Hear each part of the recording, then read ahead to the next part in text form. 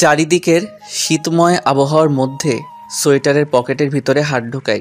রাস্তা দিয়ে হাঁটছি আর মনে মনে ভাবতেছি, এবার শীতে যেমনেই হোক সিলেট তো জামুই জামু। কিন্তু সিলেট যে জামু, পকেটের মধ্যে তো মাত্র 2টা 5 টাকার কয়েন ঝনঝন করতেছে। এই 2টা কয়েন দিয়ে কেমনে সিলেট জামু এইসব ভাবতেছি। আর সাত সকালে রাস্তা দিয়ে হাঁটতেছি। রাস্তার সাইড দিয়ে বাস, ট্রাক, মাইক্রো শাহ শাহ করে ছুটে যাইতেছে। আহা, আজ যদি আমি বাসের কন্ডাক্টর হইতাম, কি আরামসেই না সিলেট যাইতে পারতাম। ফাড়া কপাল আমার, খালি 2টা 5 টাকার কয়েন পকেটে নিয়ে ঘুরতেছি। ছোটবেলার কিছু অভ্যাস এখন আমার মধ্যে বিরাজমান।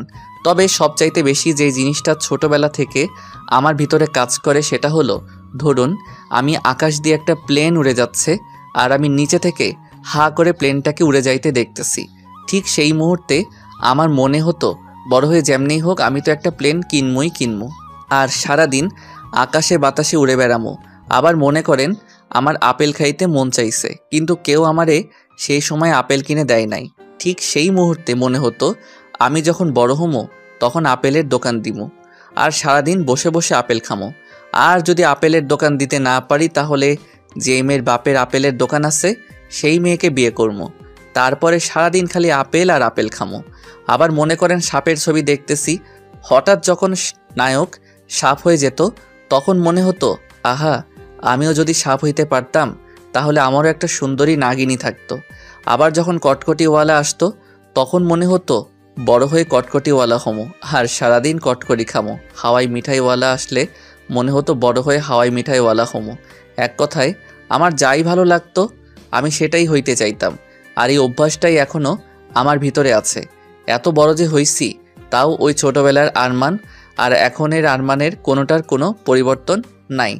এখনও যদি দামি কোনো গাড়িতে চড়ে কাউকে যাইতে দেখি তাইলেই মনে হয়, হেতার তো খালি এই একটাই গাড়ি আছে, আমি তো একদিন এর থেকে দামি দামি গাড়ি বানানোর একটা কোম্পানি দিব।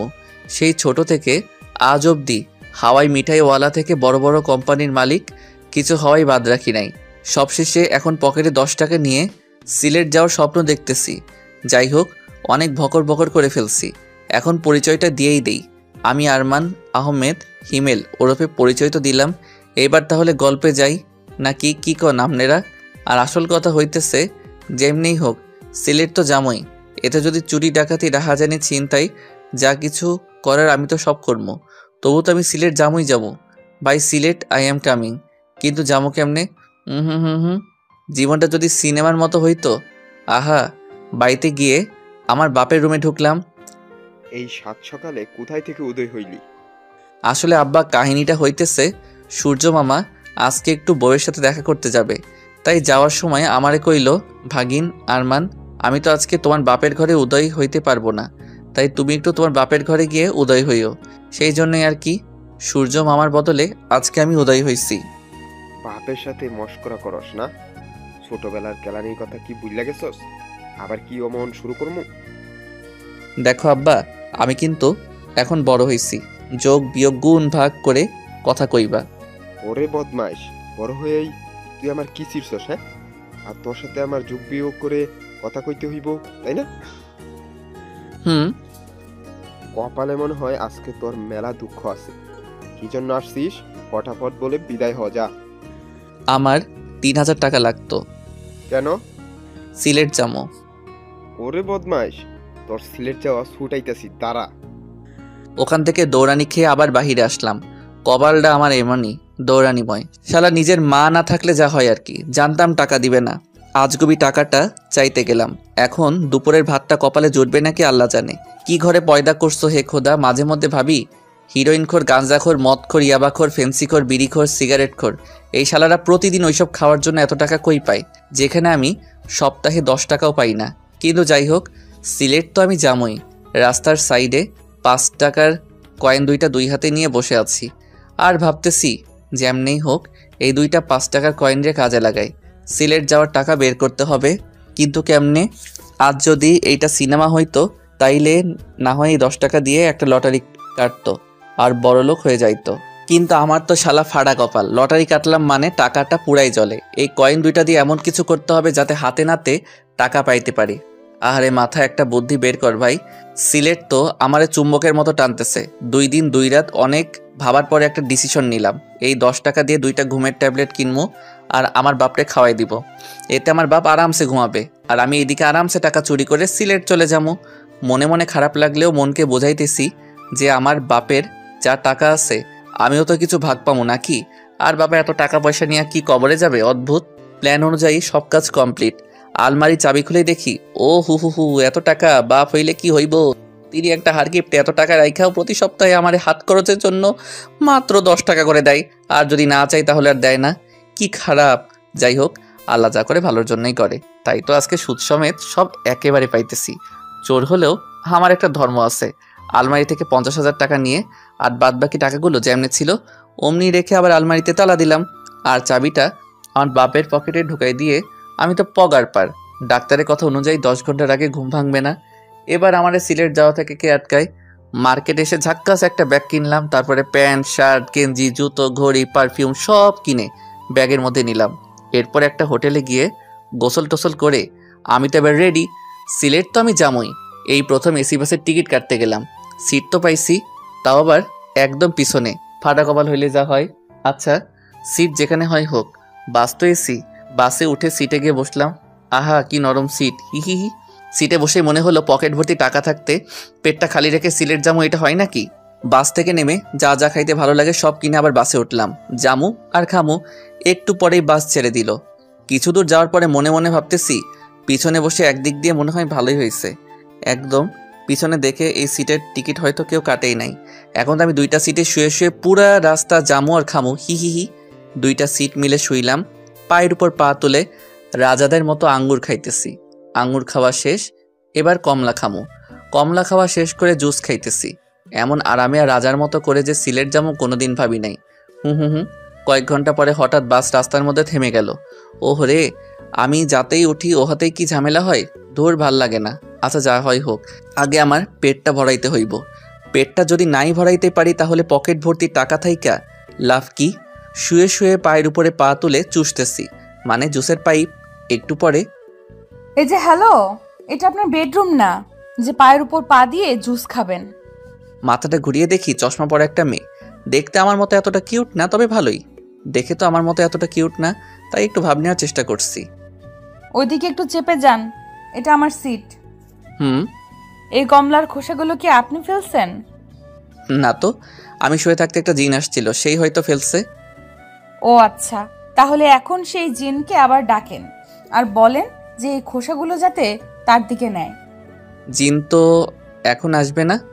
ঠিক আছে, তাহলে আমি কন্ট্রাক্টরকে ডাকতেছি, কেমন? না না থাক, আমি জিনকেই ডাকতেছি। হুম। একটু চোখ বন্ধ করেন। কেন? জিন আসতে লজ্জা পাইতেছে। আচ্ছা ঠিক আছে। নেহাত বাসের মধ্যে আসি, তাই চুপচাপ খোসাগুলো নিজের দিকে নিলাম। তা না হলে যে খেলাটাই না দেখাইতাম, মজা বোঝাইতাম। কতক্ষণ জানালার দিকে তাকাই থাকতে থাকতে ঘাটটা লেগে গেছে। তাই একটু মেয়েটার দিকে তাকালাম। কিউট না হলেও মেয়েটার মুখটা কেমন মায়াবী, এমনি একটু তাকিয়ে থাকতে ইচ্ছে হবে। আর চশমাটাও মনে হয় শুধু মেয়েটার জন্যই বানানো হয়েছে, অন্য কেউ পড়লে হয়তো এত ভালো লাগতো না। আর মেয়েটাকে দেখে অনেক পরিপাটি মনে হচ্ছে।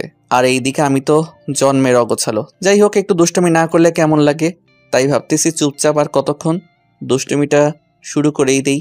হি হি হা হা হা।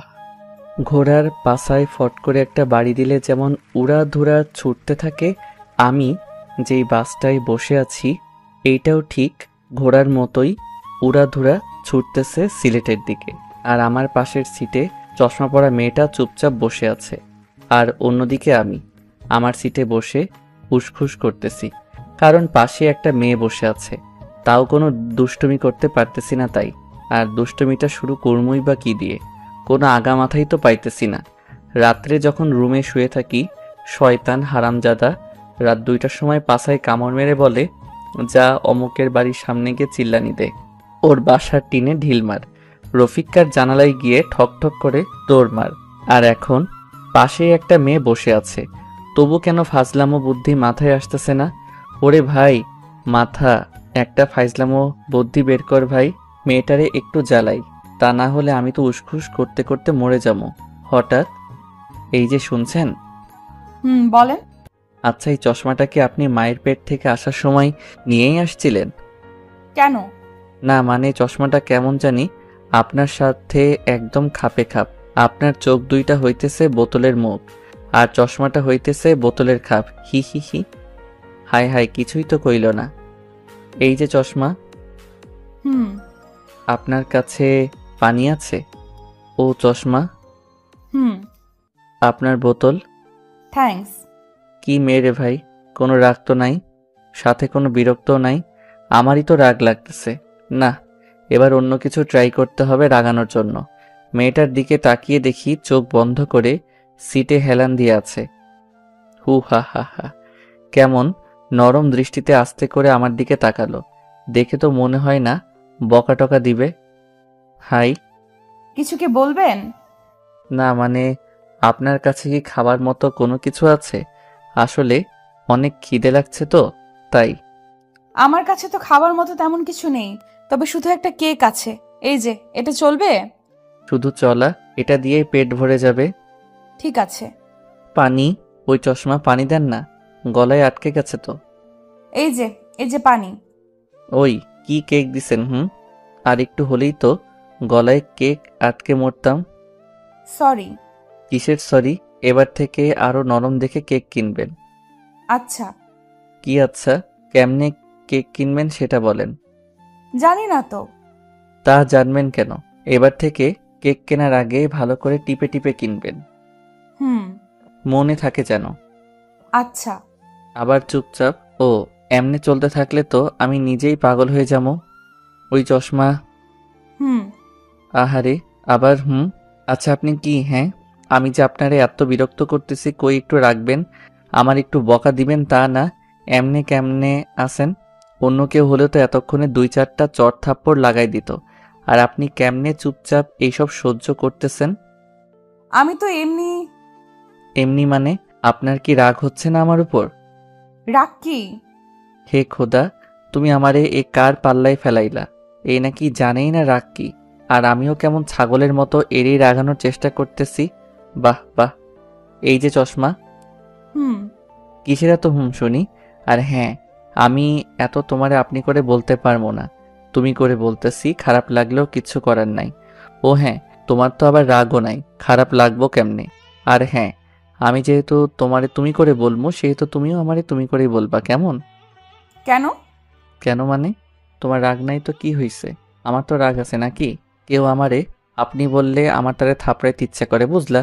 একবার আপনি বলবা তো একটা করে থাপড়ানি খাবা। এবার বলো, আপনি বলবা নাকি তুমি? ঠিক আছে, তুমিই বলবো। এই তো গুড বয়, না মানে গুড গার্ল। ওই একটু পর পর এমন চুপ হয়ে যাও কেন? রাগ নাই বলে কি কথাও বলতে পারো না? আসলে আমি ছোট থেকেই এমন চুপচাপ। ও আচ্ছা, তোমাদের পুরা ফ্যামিলির সবাই কি এমন তোমার মতো? আরে না, আমি শুধু এমন। তাছাড়া বাবা মা দাদু নানু সবাই অনেক রাগী। আচ্ছা, তুমি চশমার ইংলিশ জানো? কেন? না মানে সবসময় তোমারে এমন চশমা চশমা বলে ডাকতে নিজেরই কেমন খ্যাত খ্যাত মনে হইতেছে।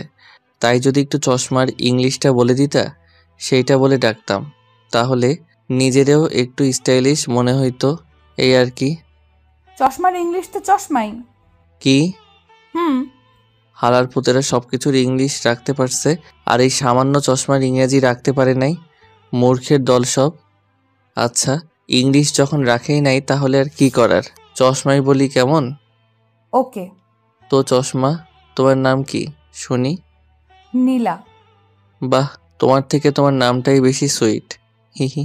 ওই আমার নাম শুনবা না? বলো। কি বলমো? তোমার নাম। মনটাই চাইতেছে নিজের গালে নিজেই থাপড়ানি দেই। কেন? কেন আবার? তোমারে যে থাপড়ানি দিতে পারবো না তাই।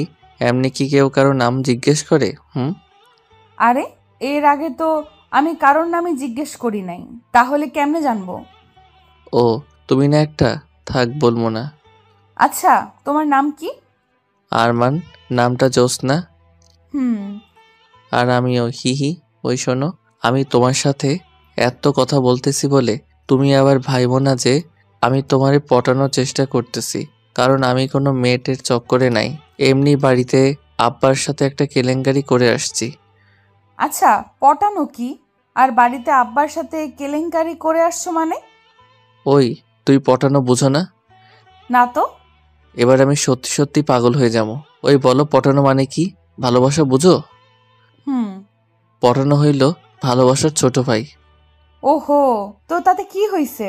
আর বাড়িতে কেলেঙ্কারি করে আসছো মানে? এই সবও শুনবা। বলো। প্রথমের ঘটনা সব খুলে বললাম। তুমি তো অনেক দুষ্টু। হার দুষ্টু। বাড়িতে গেলে আমার উপর দিয়ে যে কি যাবে আল্লাহ জানে।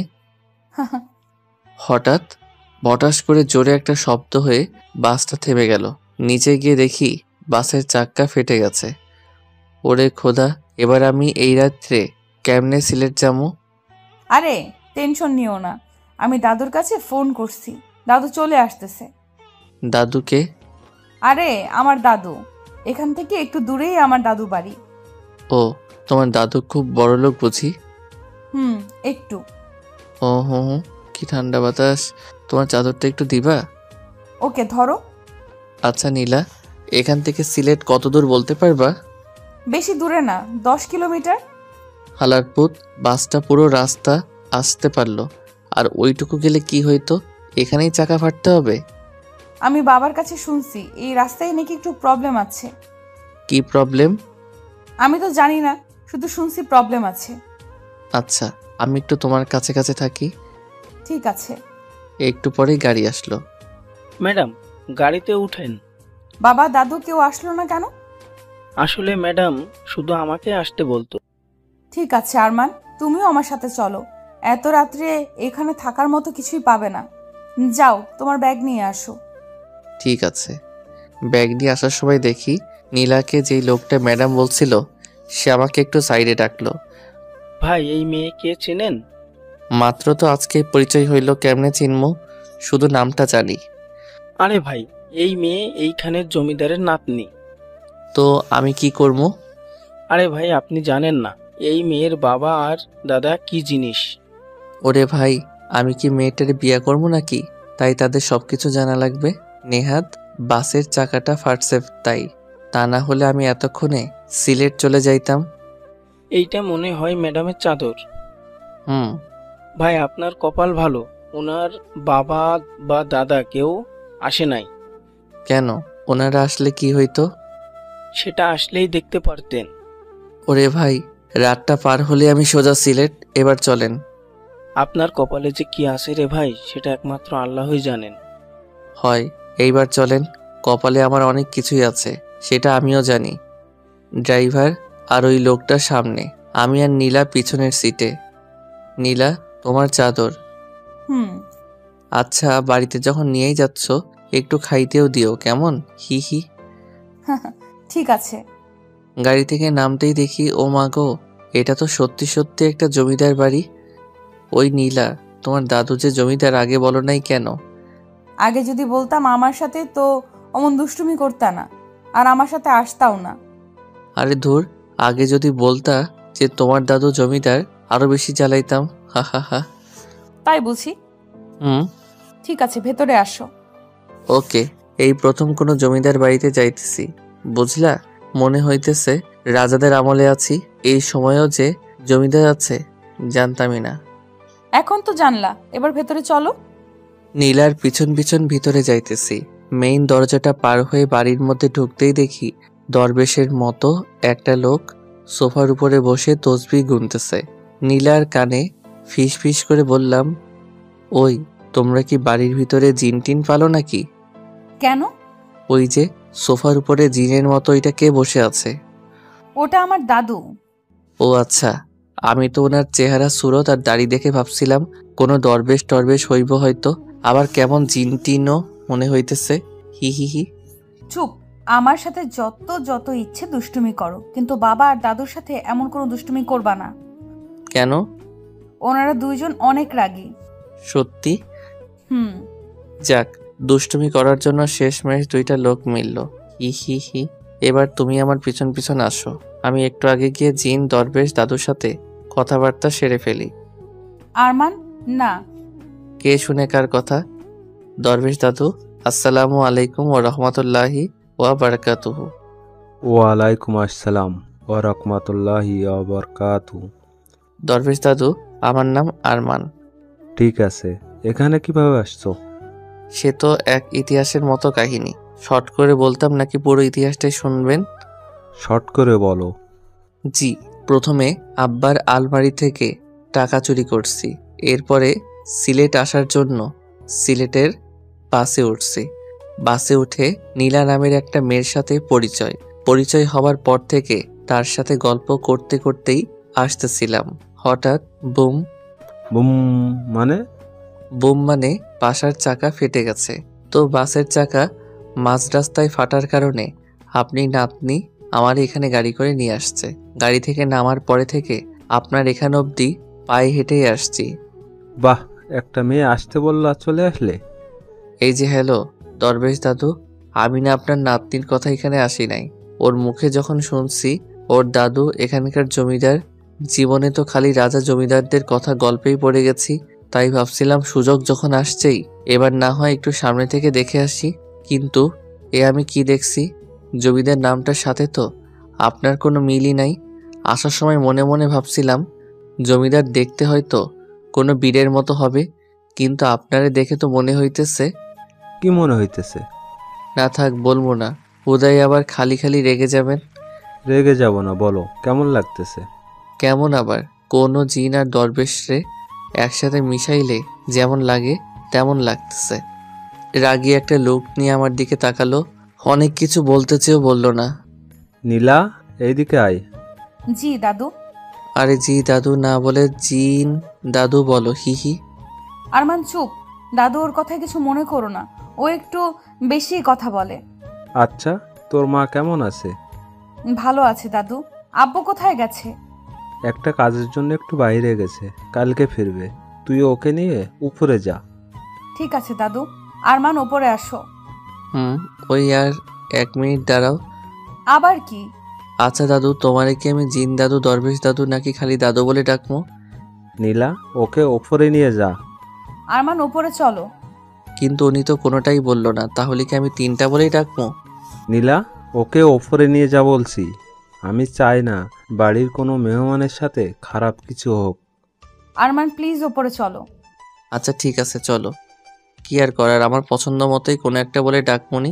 উপরে যাওয়ার পরে আরমান তুমি কি পাগল? হ্যাঁ, দাদু আর বাবা অনেক ডেঞ্জারাস। তো কি হয়েছে, চুল দাড়ি আর কাপড় চোপড় দেখে তো জিনেদের দরবেশ মনে হচ্ছিল, হি। আরমান চুপ। আমি যে কেন তোমার আনতে গেলাম। ও মা, তোমার কি কোনো প্রবলেম হচ্ছে নাকি? আচ্ছা আমি তাহলে গেলাম, বাই, টাটা। আরে দূর, আমি সেটা বলি নাই। প্রবলেম আমার হবে কেন? প্রবলেম তো হবে তোমার। তুমি যদি এমন করতে থাকো না, সত্যি সত্যি খারাপ কিছু একটাই হয়ে যাবে। কেন? কেন আবার? বাবা আর দাদু অনেক ডেঞ্জারাস তাই। ও এবার ওই রুমে গিয়ে ফ্রেশ হয়ে বসে থাকো, আমি খাবার নিয়ে আসতেছি। ঠিক আছে। বাহ, রুমটা তো সেই। মনে হচ্ছে আমার আসার কথা শুনে কেউ আগে থেকেই রুমটা গুছিয়ে রাখছে। আর হাজার হলেও জমিদার বাড়ি বলে কথা, সবকিছু তো সেই হবেই। ফ্রেশ হয়ে খাটের উপরে চিৎপটাং হয়ে শুয়ে ফোন টিপতেছি, এমন সময় দরজায় ঠক ঠক। দরজার কাছে গেলাম। কে? আরমান, আমি নীলা। দাঁড়াও, খুলতেছি। এই যে ধরো তোমার খাবার। দাও, অনেক খিদে লাগছে। আচ্ছা তুমি খেয়ে নিও, আমি গেলাম। ঠিক আছে। খাবারগুলো দেখে তো সেই লাগতেছে, কিন্তু সেই লেগে তো কোনো লাভ নাই যতক্ষণে না পেটের ভিতরে ঢুকতেছে। আহা, খাইতে যা লাগলো না, পুরাই জমিদারি খাবার। আজকের মতো খাওয়া দাওয়া সব শেষ, এবার একটু ঘুমাই নেই। রাতটা কাটলেই কালকে সকালে উঠেই সিলেটের দিকে দৌড় দিব। 20 মিনিট যাবৎ শুয়ে আছি কিন্তু ঘুম আসার কোনো নামই নাই। আর এই দিকে হারামজাদা শয়তান মনের ভিতরে ঢুকে খালি খালি ভয়ঙ্কর চিন্তা ভাবনা নিয়ে আসতেছে। কেমনটা লাগে তাই, একটু যে ঘুমাবো ভয়ের চিন্তা ভাবনা মনের ভিতরে ঢুকে ঘুমটাও আর আসতেছে না। খালি মনে হইতেছে আরমান এমন পুরাতন জমিদার বাড়িতেই তো ভূত থাকে। আর এখন যদি এই রুমের মধ্যে কিছু ঘটে আমি তো ডিরেক্ট মরে যাবো। আমার স্বপ্নের সিলেট যাওয়া তাইলে হইছে, এত ভয়ে ভয়ে আর চিন্তার মধ্যে থাকলে আমি এমনি ঠাস করে মরে যাবো। তার থেকে বরং নীলার রুমে যাই, গল্প করতে করতেই রাত শেষ হয়ে যাবে। ঠক ঠক ঠক।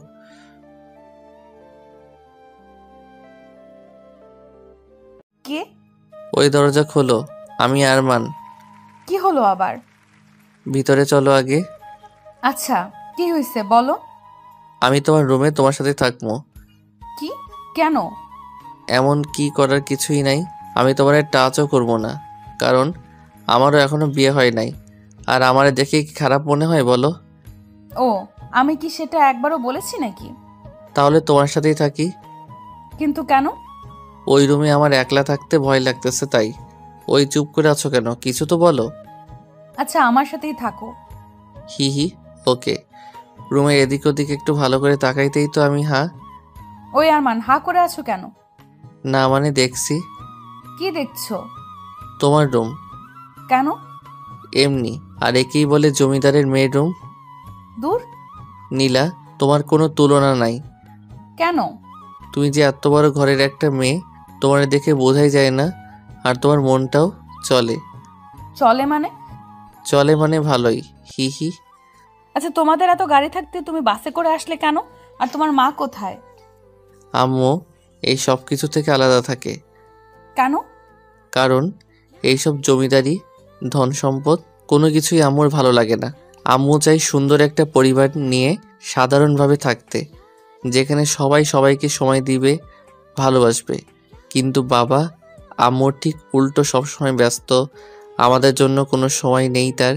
এই জন্য আম্মু আমাকে নিয়ে দূরে চলে যায়, যাতে আমি বাবার মতো না হই। ও, তবে একটা জিনিস ভাবছো? কি? তোমার বাবা আর মা কিন্তু দুজন দুজনকে সেই ভালোবাসে। এর জন্য কেউ এখনো কোনো বিয়ে করে নাই। আর যত সব আমার বাপ মা। কেন? তোমার বাবা মার আবার কি হয়েছে? তেমন কিছু না, 2টা থেকে 4টা হয়েছে, এই আর কি। মানে? আরে বাপুরে, এইটাও বোঝো না? 2জন 2 দিকে গিয়ে আবার বিয়ে করছে। আর মাঝখানে আমারে দিয়া 5জন। তোমার কি খুব খারাপ লাগে তাই না? দূর, খারাপ লাগবে কেন? আমার তো আরো গর্ব হয়। কোন হালায় এমন আছে যে আমার মতো বাপ মা 2জনেরই বিয়ে খাইছি? তুমি না অদ্ভুত। জানি। আমি নিচে ঘুমাবো। হুম, সারা জীবন তো উপরেই ঘুমাইছো। আজকে একটু নিচে ঘুমাও কেমন? বাপ দাদা জমিদার হইলেও মাঝে মধ্যে একটু নিচে ঘুমানো লাগে, তা না হলে পাপ হয়। এখন এই নাও কম্বল, চাদর আর বালিশ, যাও এখন ঘুমাও। টা টা টা। আর কালকে দেখা হবে। আর শোনো, তুমি আর তোমার আম্মু সত্যি অনেক ভালো, এবার যাও। আহা, কি নরম বিছানা। জায়গা, কালকে আবার দেখা হবে। আরমান, ওই আরমান, আমি নীলা। মানে, ওই ওঠো আরমান। কে? আমি নীলা। ও, আমার এখনো বিয়ের বয়স হয় নাই। আপনি যান। মানে, ওই ওঠো আরমান। ভাই শয়তান, তোর 2টা পায়ে ধরি, আমার একটু ঘুমাইতে দে। কি বলতেছো এসব আবল তাবল? ওরে ভাই, তুই ভাবছিস মেয়েদের কণ্ঠে কথা বললেই আমি উঠে পড়বো? কিন্তু আমি উঠবো না, কারণ এখনো যে আমি বিয়ে করি নাই সেই হুঁশ আমার আছে। এবার ভাই, তুই এখান থেকে যা, আর আমারে ঘুমাইতে দে, তা না হলে খুব খারাপ কিছু হয়ে যাবে। ঠিক আছে, ঘুমাও, একটু পরে মজা দেখাইতেছি। ঠিক আছে, দেখা মজা। সিলেট গিয়ে মজা নিতে চাইছিলাম, সেটা তো আর আমার খাটাস বাপের জন্য হইল না। এবার তুই দেখা মজা। বাট ভাই, স্বপ্নের মধ্যে একটু সিলেটটারে আয়না দিস প্লিজ। এমন সময় মনে হলো চোখে মুখে ঠান্ডা জাতীয় কি জানি পড়ল। লাফ দিয়ে উঠে চোখ বন্ধ করেই চিল্লাইতেছি, ওরে মা গো, মরে গেলাম গো, অ্যাসিড মারছে আমার মুখে। এবার আমার কি হইব? আমার তো আর বিয়ে হইব না। আমি কার কি ক্ষতি করছি তাই আমার সাথে এমন করলো? কি ঠান্ডা লাগতেছে, মনে হয় পুড়ে যাইতেছে। ওই চুপ করো। তুমি তো চুপ করতেই বলবা। পুড়ে তো আর তোমার যাচ্ছে না, পুড়ে যাচ্ছে আমার। ও মা গো, ঠান্ডায় ঠান্ডায় পুড়ে যাচ্ছে। কে করলো এই আকাম? আরমান, একটা থাপড়ানি দিমু তোমারে। এত ড্রামাবাজ কেন তুমি? আমি তোমার মুখে ঠান্ডা পানি দিছি, বুঝলা? একটুর জন্য বাড়ি একদম মাথায় তুলছে। ওই, তোমার না রাগ নাই? তুমি এমন রাখতেছো কেন? তোমার সাথে থাকলে রাগ না থাকলেও চলে আসবে, বুঝলা? এবার ওঠো। হুম। আরে শোনো, কি? একটু আগে আমারে কি বলছিলা বলো তো? আরে একটু আগে তো ঘুমাইছিলাম, কেমনে বলবো? তার মানে তুমি যা যা বলছো সব ঘুমের মধ্যে? হবে হয়তো। ঠিক আছে, এবার যাও, তোমার রুমে গিয়ে ফ্রেশ হয়ে নিচে খাবার আছে, টেবিলে আসো। ওকে। রুমে গেলাম, ফ্রেশ হলাম, নিচে খাবার টেবিলে বসে আছি। টেবিল ভর্তি খাবার, কিন্তু আমি ছাড়া আর কোনো প্রাণী আশেপাশে নাই। এক মনে বলতেছে খাবার সামনে রেখে বসে থাকতে নেই, পাপ হয়, ফটাফট খেয়ে না। অন্যদিকে আর এক মনে বলতেছে একা একা খাওয়াটা ঠিক হবে না। নীলা বা দরবেশ দাদু কেউ একজন আসলেই খাওয়া শুরু করিস। কার কথা শুনবো আর না শুনবো, দূর, ভাল লাগে না। এই দিক ওই দিক ভাবতে ভাবতে কখন যে একটা আপেল হাতে নিয়ে খেতে শুরু করছি নিজেও বুঝি না। এমন সময় হঠাৎ কই থেকে একটা লোক আসলো। দেখতে মাশাআল্লাহ ভালোই, আমার বাপের বয়সী হবে। আস্তে আস্তে আমার কাছে আসলো। এই ছেলে, কে তুমি? খাবার টেবিলে বসে আছো কেন? এই যে কাকা, হ্যালো। চক্ষু দুইটা কি আসমানে রেখে জমিয়ে নামছেন? আর আমারে দেখে কি আপনার পাগল মনে হয়? হ্যাঁ, এই ছেলে, কি বলো সব? আমি আবার কি কইছি? দেখতেই তো পাইতেছি চেয়ারে বসে আছি। হুদাই কেন বলতেছেন খাবার টেবিলে বসে আছি? আমার চিনো? আমি কে? হু হা হা হা, আমারে চেনেন? আমি কে? তুমি কে শুনি? আপনি কে শুনি? এটা আমার বাড়ি, বুঝলে? আর এটা আমার শ্বশুর বাড়ি, বুঝলেন? হোয়াট? হোয়াট মানে হইতেছে কি? এটা যদি আপনার বাড়ি হইতে পারে তাহলে আমার শ্বশুর বাড়ি হইতে পারবো না কেন শুনি? অনেক বেয়াদবি করে ফেলছো, এবার তো তোমার শিক্ষা দেওয়া দরকার। ও মা, তাই? কোন স্কুলের মাস্টার আপনি বলেন তো? রফিক, ওই রফিক, বন্দুকটা নিয়ে আয় তো।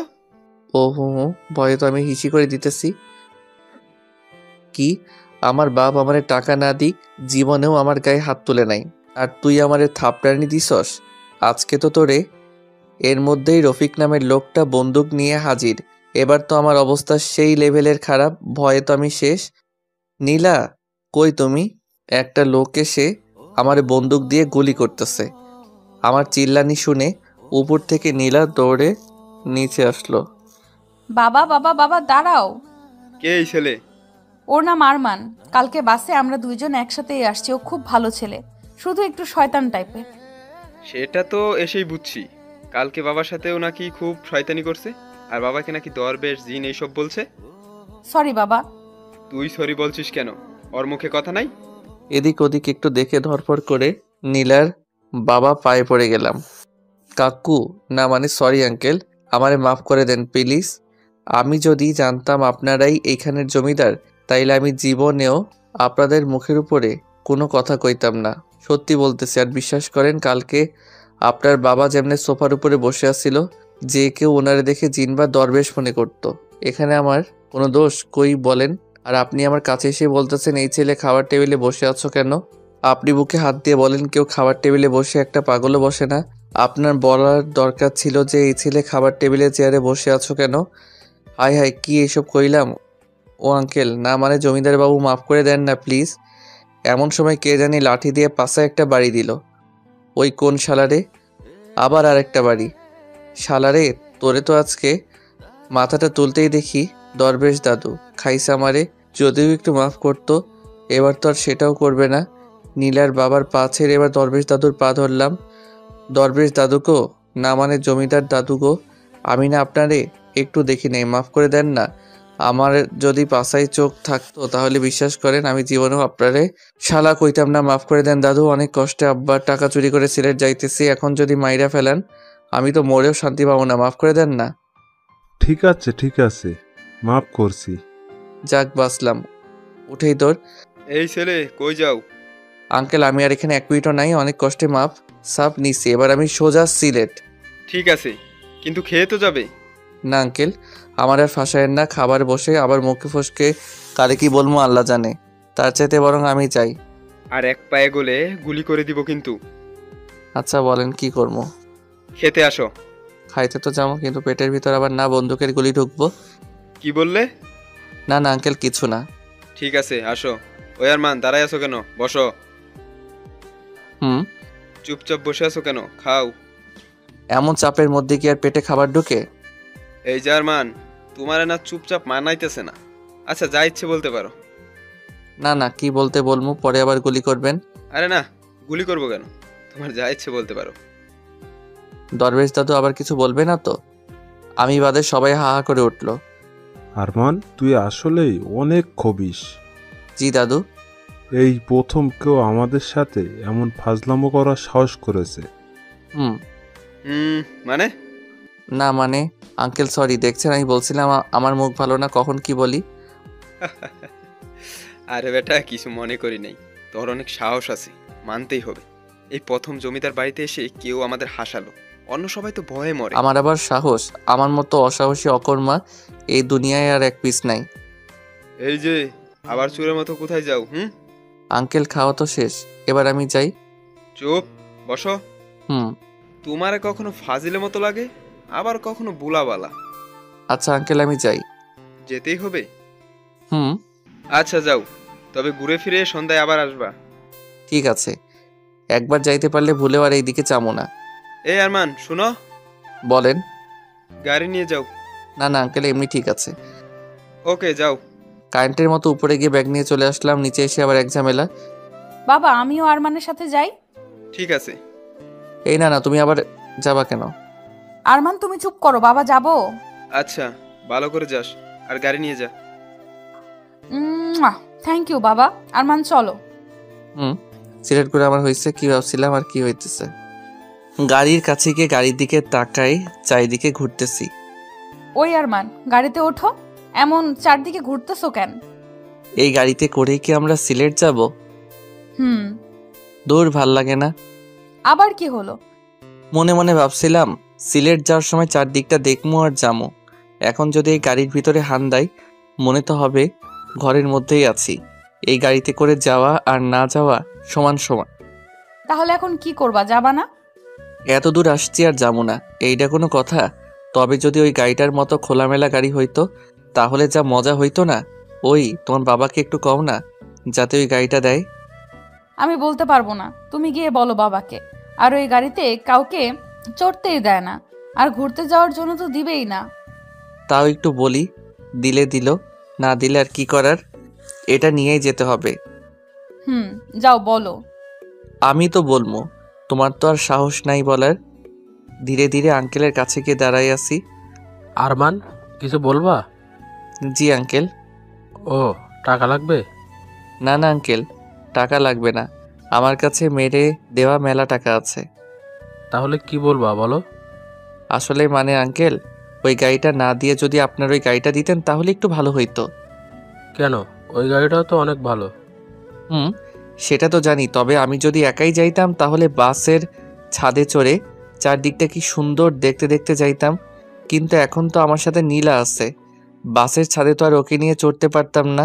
তাই বলতেছিলাম যে ওই গাড়ির বদলে যদি এই খোলামেলা গাড়িটা দিতেন তাহলে জিনিসটা একটু খুব ভালো হইতো, আর চারদিকটা দেখতে দেখতেও যাওয়া হইতো।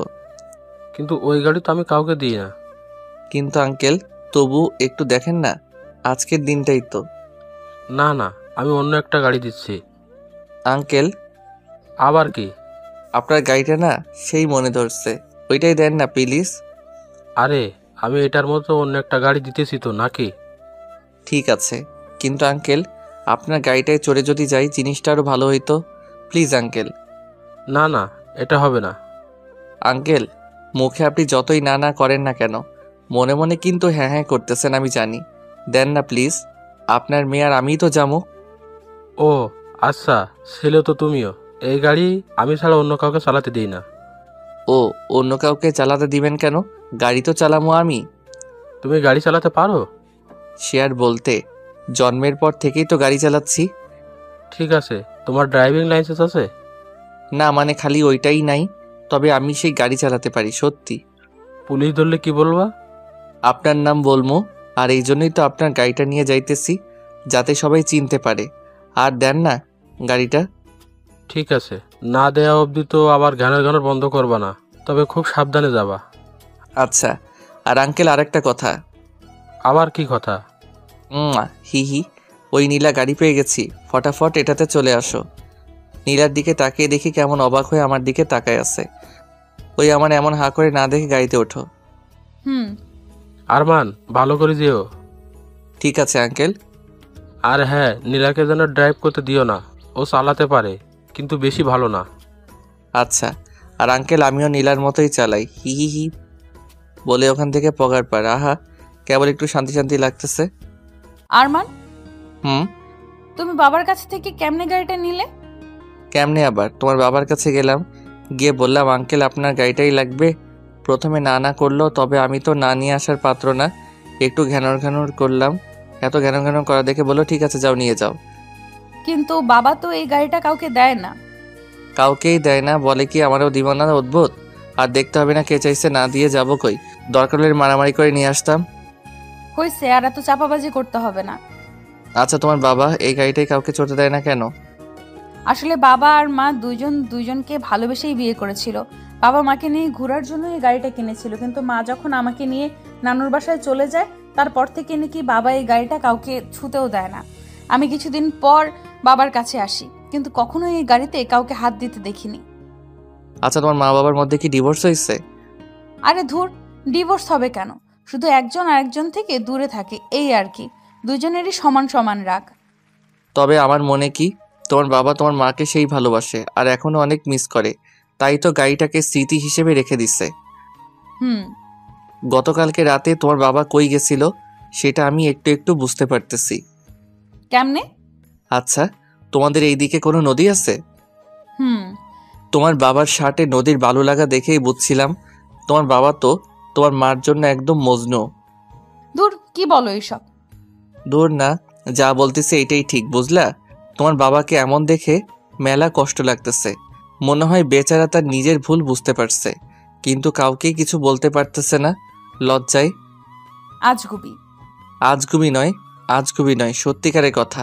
তবে আমি যখন আসছি তোমার বাবাকে আর কসিমউদ্দিনের মতো থাকতে দিব না।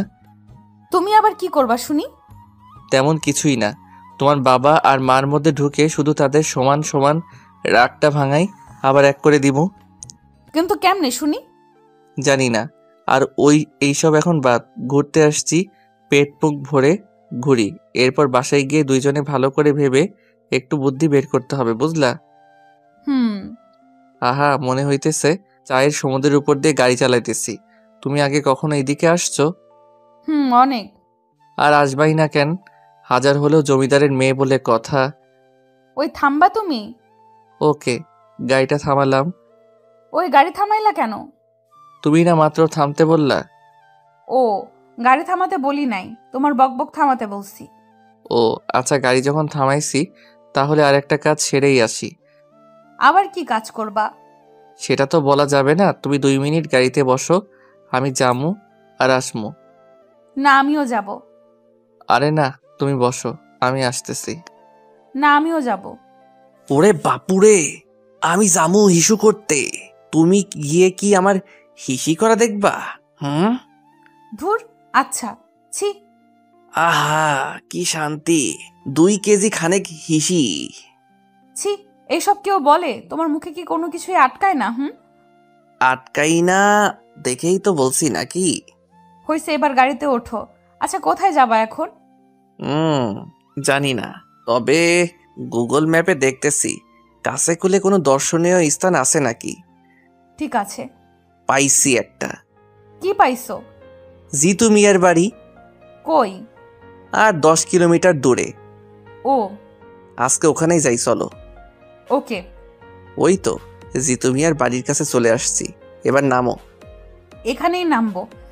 ও হ্যাঁ, তুমি তো আবার জমিদারের নাতনি, এখানে নামবা কেন? চলো গাড়ি সহ বাড়ির ভিতরে নিয়ে যাই। আরমান, এখন কিন্তু আমার খুব রাগ হচ্ছে। যখন তখন জমিদারের নাতনি বলবা না, বলে দিলাম। ও মা, কেন? যা সত্যি তাই তো বলছি নাকি। হোক সত্যি, তুমি ওইসব জমিদারের নাতনি বলবা না, ব্যাস। আচ্ছা বলবো না, এবার তো নামো। হুম, মনে থাকে জানো। গাড়ি থেকে নামতেই 2টা লোক ছুটে আমাদের কাছে আসলো। ম্যাডাম, আসতে আপনার কোনো অসুবিধা হয়নি তো? না, কিন্তু কে আপনি? আমার নাম সজীব, আপনার বাবা আমাকে ফোন করেছিল। আচ্ছা ভাই, ওর বাবা কি করে জানলো যে আমরা এখানেই আসবো? আসলে ভাই, জমিদার সাহেব শুধু আমাকে না, এখানকার যত জায়গা আছে আর যারা যারা সেই সব জায়গাগুলো দেখাশোনা করে সবাইকে ফোন করে বলে দিয়েছে যে ওনার মেয়ে ওনার গাড়ি নিয়ে ঘুরতে বের হয়েছে, আর ওনার মেয়ের যাতে কোনো অসুবিধা না হয় সেটা দেখতে বলেছে।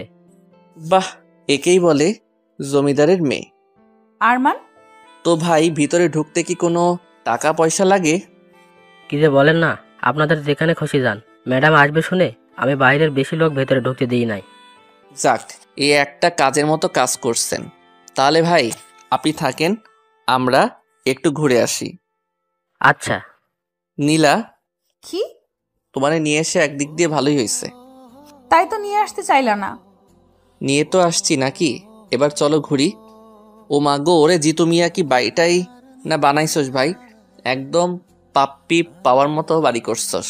বাড়িটার চারিদিকে ঘুরতে ঘুরতে খিদে লেগে গেছে। ওই নীলা, তোমার খিদে লাগে নাই? হুম। চলো খাই। একটা খাবার দোকানে যেতেই ম্যাডাম ম্যাডাম, আসেন আসেন। ওই চান্দু, সবাইকে বাহিরে বের কর, জমিদার বাবুর নাতনি আসছে। ম্যাডাম আসেন, ভিতরে আসেন। চলেন ম্যাডাম, ভিতরে চলেন। আরমান, মায়ের খাবা? আমি বলি নাই, ওরাই বলছে। ভেতরে চলো। ম্যাডাম কি খাবেন? ওই ফাজিলটাকে বলেন ও কি খাবে। স্যার কি খাবেন? ওরে ভাই, আমার ওইসব সারটার কইতে হইব না, আমিও ভাই তোমাগো মতোই গরিব মানুষ, আমারে ভাই করে বইল। আচ্ছা ভাই, কি খাবেন? একদম কম তেলে রান্না করা কিছু যদি থাকে ওইসব নিয়ে আসো। আচ্ছা, একটু অপেক্ষা করতে হবে। ঠিক আছে। কিছুক্ষণ পরে খাবার আসলো। খেয়ে দে। এই যে ভাই, রান্নাটা কে করছে? করিম চাচা। ওনাকে একটু ডাকা যাবে? জি ভাই। ওরে চাচা, এটা কি খাওয়াইলেন কন দেখি, এত টেস্ট আগে কোনোদিন কোনো খাবারে পাই নাই। কি যে কন্যা, আসলে জমিদার বাবুর নাতনি আমাদের এখানে আসবে আমরা স্বপ্নেও ভাবিনি। ওনার জন্যই হয়তো একটু স্পেশাল হয়েছে। আমি কই আপনার কথা আর আপনি কন হের কথা। যাই হোক, এই যে এই টাকাটা ধরেন। আরে কি করছেন? আপনাদের কাছ থেকে আমরা টাকা নিতে পারবো না। কেন? কারণ জমিদার বাবুর কাছে আমরা এমনিতে অনেক ঋণী। টাকা দিয়ে আর আমাদের লজ্জা দিবেন না। আচ্ছা ঠিক আছে, তাহলে চাচা ভালো থাকেন। আবার আসবেন। আল্লাহ যদি বাঁচায় রাখে তাইলে তো আসমই। আর ম্যাডাম, আপনার দাদুকে আমাদের সালাম দিয়েন। জি চাচা। তাহলে ম্যাডাম চলেন, যাওয়া যাক। আরমান আবার? হি হি, বিকেল হয়ে আসছে, চলো বাসার দিকে যাওয়া দরকার। হুম। গাড়ি চলছে। নীলা, আমার না খুব খারাপ লাগতেছে। কেন? তোমার বাবা আর দাদুকে সবাই কত সম্মান করে, আর আমি তাদের সাথে কি একটা ব্যবহার করে ফেলছি। ধুর, তবু তোমার উপরে দুইজনেই অনেক খুশি। দেখতে হবে না, হাজার হলেও আরমান বলে কথা। হইছে। এবার গাড়িটা আমাকে দাও, আমি ড্রাইভ করব। না না, তোমার বাবা তোমাকে ড্রাইভ করতে দিতে মানা করছে। ওই আমাকে ড্রাইভ করতে দিবা নাকি কুতু কুতু দিব? ঠিক আছে, আসো। এই তো গুড বয়। আল্লাহ জানে কপালে আজ কি লেখা আছে। ওই আস্তে চালাও, মেরে ফেলবে নাকি? আমি এখনো বিয়ে করিনি, আর আজ পর্যন্ত একটা প্রেমও করি নাই। আমি কিন্তু সত্যি সত্যি কোনো প্রেম করি নাই। আস্তে চালাও। চুপ করে বসে থাকো, কপালে থাকলে আজকেই মরবা। সারাক্ষণ দুষ্টুমি করতে করতে কখনো নীলার দিকে সেভাবে তাকানোই হয়নি, কিন্তু এখন খেয়াল করে দেখলাম একটা মেয়েকে হাসতে দেখলে যে এতটাই সুন্দর লাগে, সেটাই প্রথম নীলাকে দেখে অনুভব করলাম। হঠাৎই আনমনা হয়ে গেলাম আর নীলার দিকে তাকিয়ে আছি। ঠিক তখনই নীলাও আমার চোখে চোখে তাকাতেই ঘোর কাটলো আমার। এভাবে এই প্রথমেই নীলার দিকে এভাবে তাকিয়েছিলাম নিজের আনমনেই। শালার তাও ধরা খেয়ে গেলাম। আসলে আমার দ্বারা ফাজলামই সম্ভব হবে শুধু। তারপর নীলা আমার দিকে তাকিয়ে অট্টহাসি দিয়ে হঠাৎই গাড়ির গতি বাড়িয়ে দিয়েছে। এই রে, আজকে তো আমি শেষ। বলতেই, হে মালিক, হে পরওয়ারদিগার, হে খোদা, তুমি একমাত্র পারো আমারে এখান থেকে বাঁচাইতে। আর যদি তুমি আমারে এখান থেকে না বাঁচাও তাইলে তো আজকে আমি শেষ। এত দিনের আমার বিয়ে করার স্বপ্ন সব এক নিমিষেই নিঃস্ব ভস্ম হয়ে যাবে। আমারে বাঁচাও খোদা। আর যদি কপালে বাঁচার কোনো লক্ষণ না থাকে তাইলে তুমি আমারে মাফ করে দিও, কারণ এই ছোট্ট জীবনে মেলা পাপ করছি, অনেক লোকরে জ্বালাইছি। মাফ করে দিও হে খোদা, আমিন। এখন বাঁচা মরা সব তোমার হাতে। বাহ, মুহূর্তের মধ্যেই তো ভালো একটা মোনাজাত করে ফেললা। মা নীলা, তোমার দুইখান পায়ে ধরতেছি, প্লিজ একটু আস্তে চালাও। চুপ, পা ছাড়ো, তা না হলে কিন্তু স্পিড আরো বাড়িয়ে দিব।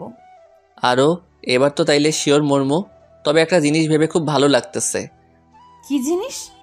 ভালো মানুষ বেশি দিন পৃথিবীতে বাঁচে না। ওমা তাই? ওই সামনে তাকাও। লাগলো লাগলো, এবার তো গেছি রে গেছি। লা ইলাহা ইল্লাল্লাহ মুহাম্মাদুর রাসূলুল্লাহ। হইছে, এবার চোখ খোলো। কোথাও লাগে নাই?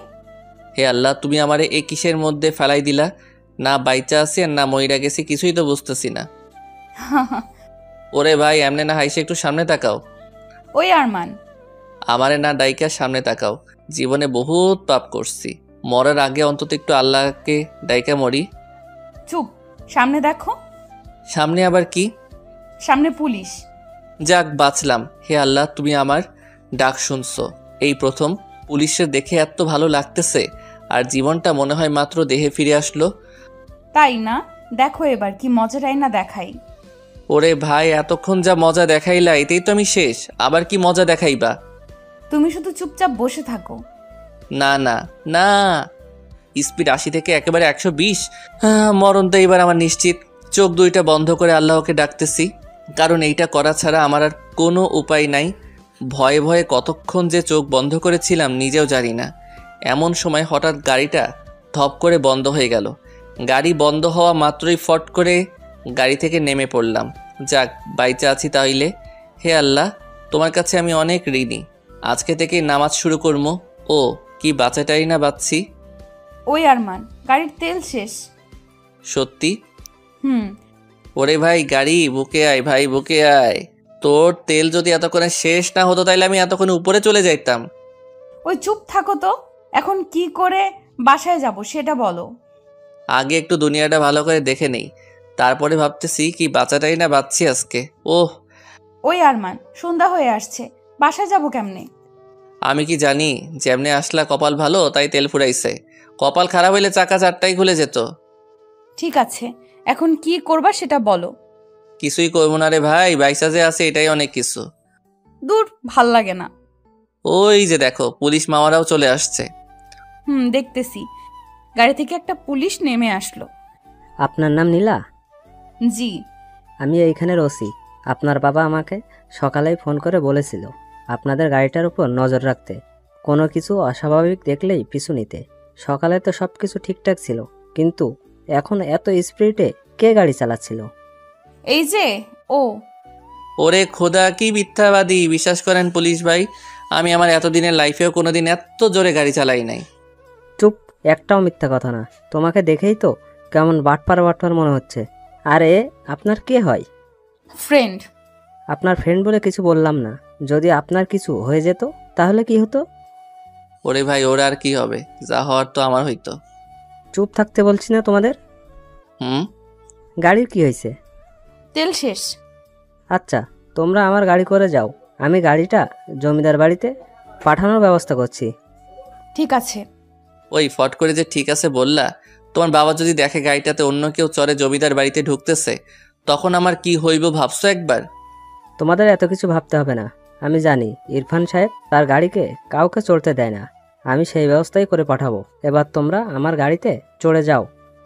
আচ্ছা ঠিক আছে। ওনাদের গাড়িতে চড়ে জমিদার বাড়িতে এসে নামলাম। ওই আরমান, এমনি তাকিয়ে আছো কেন? তোমারে প্রথমে দেখে যা ভাবছিলাম তুমি মোটেও তেমন না। আমি যদি খালি ফাজিল হই, তুমি হইতেছো ফাজিলের গাছ। এত জোরে নিজেই গাড়ি চালাইলা, আবার সুন্দর করে আমারই ফাঁসাই দিলা। বাহ বাহ। এবার ভেতরে চলো। ভিতরে এসে দেখি আঙ্কেল কেমন গম্ভীরভাবে সোফায় বসে আছে। চুপচাপ আমি আর নীলা তার সামনে দাঁড়ায় আছি। আঙ্কেল বিশ্বাস করেন, আসার সময় গাড়ি আমি চালাই নাই। আরমান, আমি সেটা জানি। সরি আঙ্কেল, আমার জন্যই আজকে গাড়িটাতে হয়তো অন্য কেউ চড়ে আসবে। আরমান, গাড়িটাতে অন্য কেউ চড়ে আসাটা বড় কথা না। আজকে যদি তোমাদের কিছু একটা হয়ে যেত, তখন আমি কি করতাম? আমার কিছু হইলে তো কোনো চিন্তাই নাই। আমার বাপ আমার জ্বালা যন্ত্রণা থেকে বাইচা যাইতো। আরমান, আমি ফাইজলামি করছি না। আমিও ফাইজলামি করছি না আঙ্কেল। নীলা, এদিকে আয়। জি বাবা। আজকে যদি তোর কিছু একটা হইতো, তাহলে আমি তোর মাকে কি বলতাম বল? এমনি তার আমার উপর এতটা রাগ যে আজও সে এই বাড়িতে আসে না। আজকে তোর কিছু একটা হইলে আমি কি বলতাম? আমাকে তো তোর মা সব দোষ দিত। ঠিক বলছেন আঙ্কেল, আমি আপনার কষ্টটা বুঝতেছি। তখন তো আর আমিও থাকতাম না যে আপনাকে নির্দোষ সাবিত করতাম। Arman, sorry uncle. এবার উপরে যা। আজকের পর আর কোনোদিন গাড়ি পাবি না। সরি বাবা। আর সরি বলে কি হবে, যা টেনশন দেওয়ার তো দিছো। আরমান, তুমি উপরে যাও। See uncle. রুমে গিয়ে ফ্রেশ হয়ে বসে আছি, এমন সময় নীলার আগমন। আরমান, ভেতরে আসবো? লজ্জা দিতেছো তাই না? পুরো জমিদার মহল তো তোমাদের, এখানে আবার অনুমতি নেওয়ার কি আছে? এমন করে বলার জন্য কখন জানি দেখবা তোমার মাথায় ইট দিয়ে ফাটাই দিছি। কার মতো যে হইছো আল্লাহ জানে। প্রথমে দেখে নম্রভদ্র মনে করছিলাম, কিন্তু না, এখন তো দেখতেছি সব উল্টা। তোমার আজাইরা কথা শেষ হইছে? হুম। এবার বলো বাবা আর মাকে কেমনে এক করবা। যাক, তাও একটা ভালো কথা মনে করাই দিচ্ছ। তো বলো কেমনে এক করব। ওই আমি কি সবাই এক করার বিজনেস করি? হ্যাঁ, যে এক করার কথা বললে এক করে দিমো। তো এখন কি করবা? এখন আর কি করবো, তুমি তোমার রুমে যাও, আমি একটু ভাবি যে কেমনে এক করবো। বাবা শেষ হলেই তোমারে বলতেছি।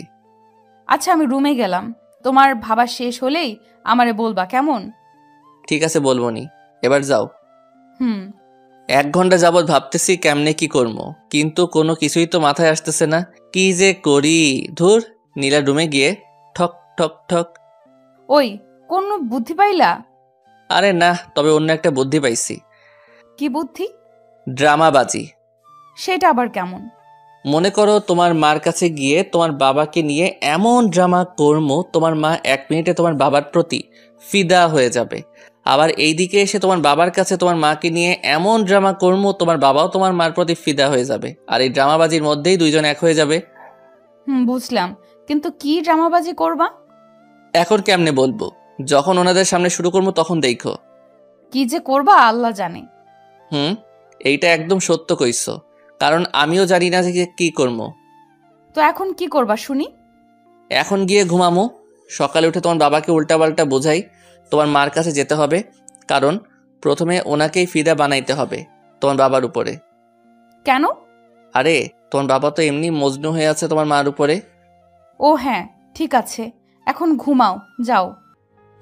তুমিও ঘুমাও। আমিও ঘুমোই। আমিও তো ঘুমামোই। দূর, যাও তো। যাচ্ছি। সকালে উঠে আবার নীলার ঘরে আসলাম, ঠক ঠক ঠক। আরমান, তুমি এত সকালে আবার কি হইছে? আমার আবার কি হইব, তোমার বাবা মাকে এক করবা না? হ্যাঁ, তার সাথে এই সকালে ওঠার কি? এই সকালে ওঠার কিছুই না, তোর বাবা নিচে চা খাচ্ছে। এখন তুমি তোমার বাবাকে গিয়ে বলবা যে তোমার মা ফোন দিছিল আর সকালেই তোমাকে যেতে বলছে। কিন্তু মা তো ফোন দিয়ে কিছুই বলে নাই। ঠিক আছে, তুমি তোমার মার ফোনের আশায় থাকো, আমি গেলাম, বাই। ওই ওই দাঁড়াও, যাচ্ছি তো।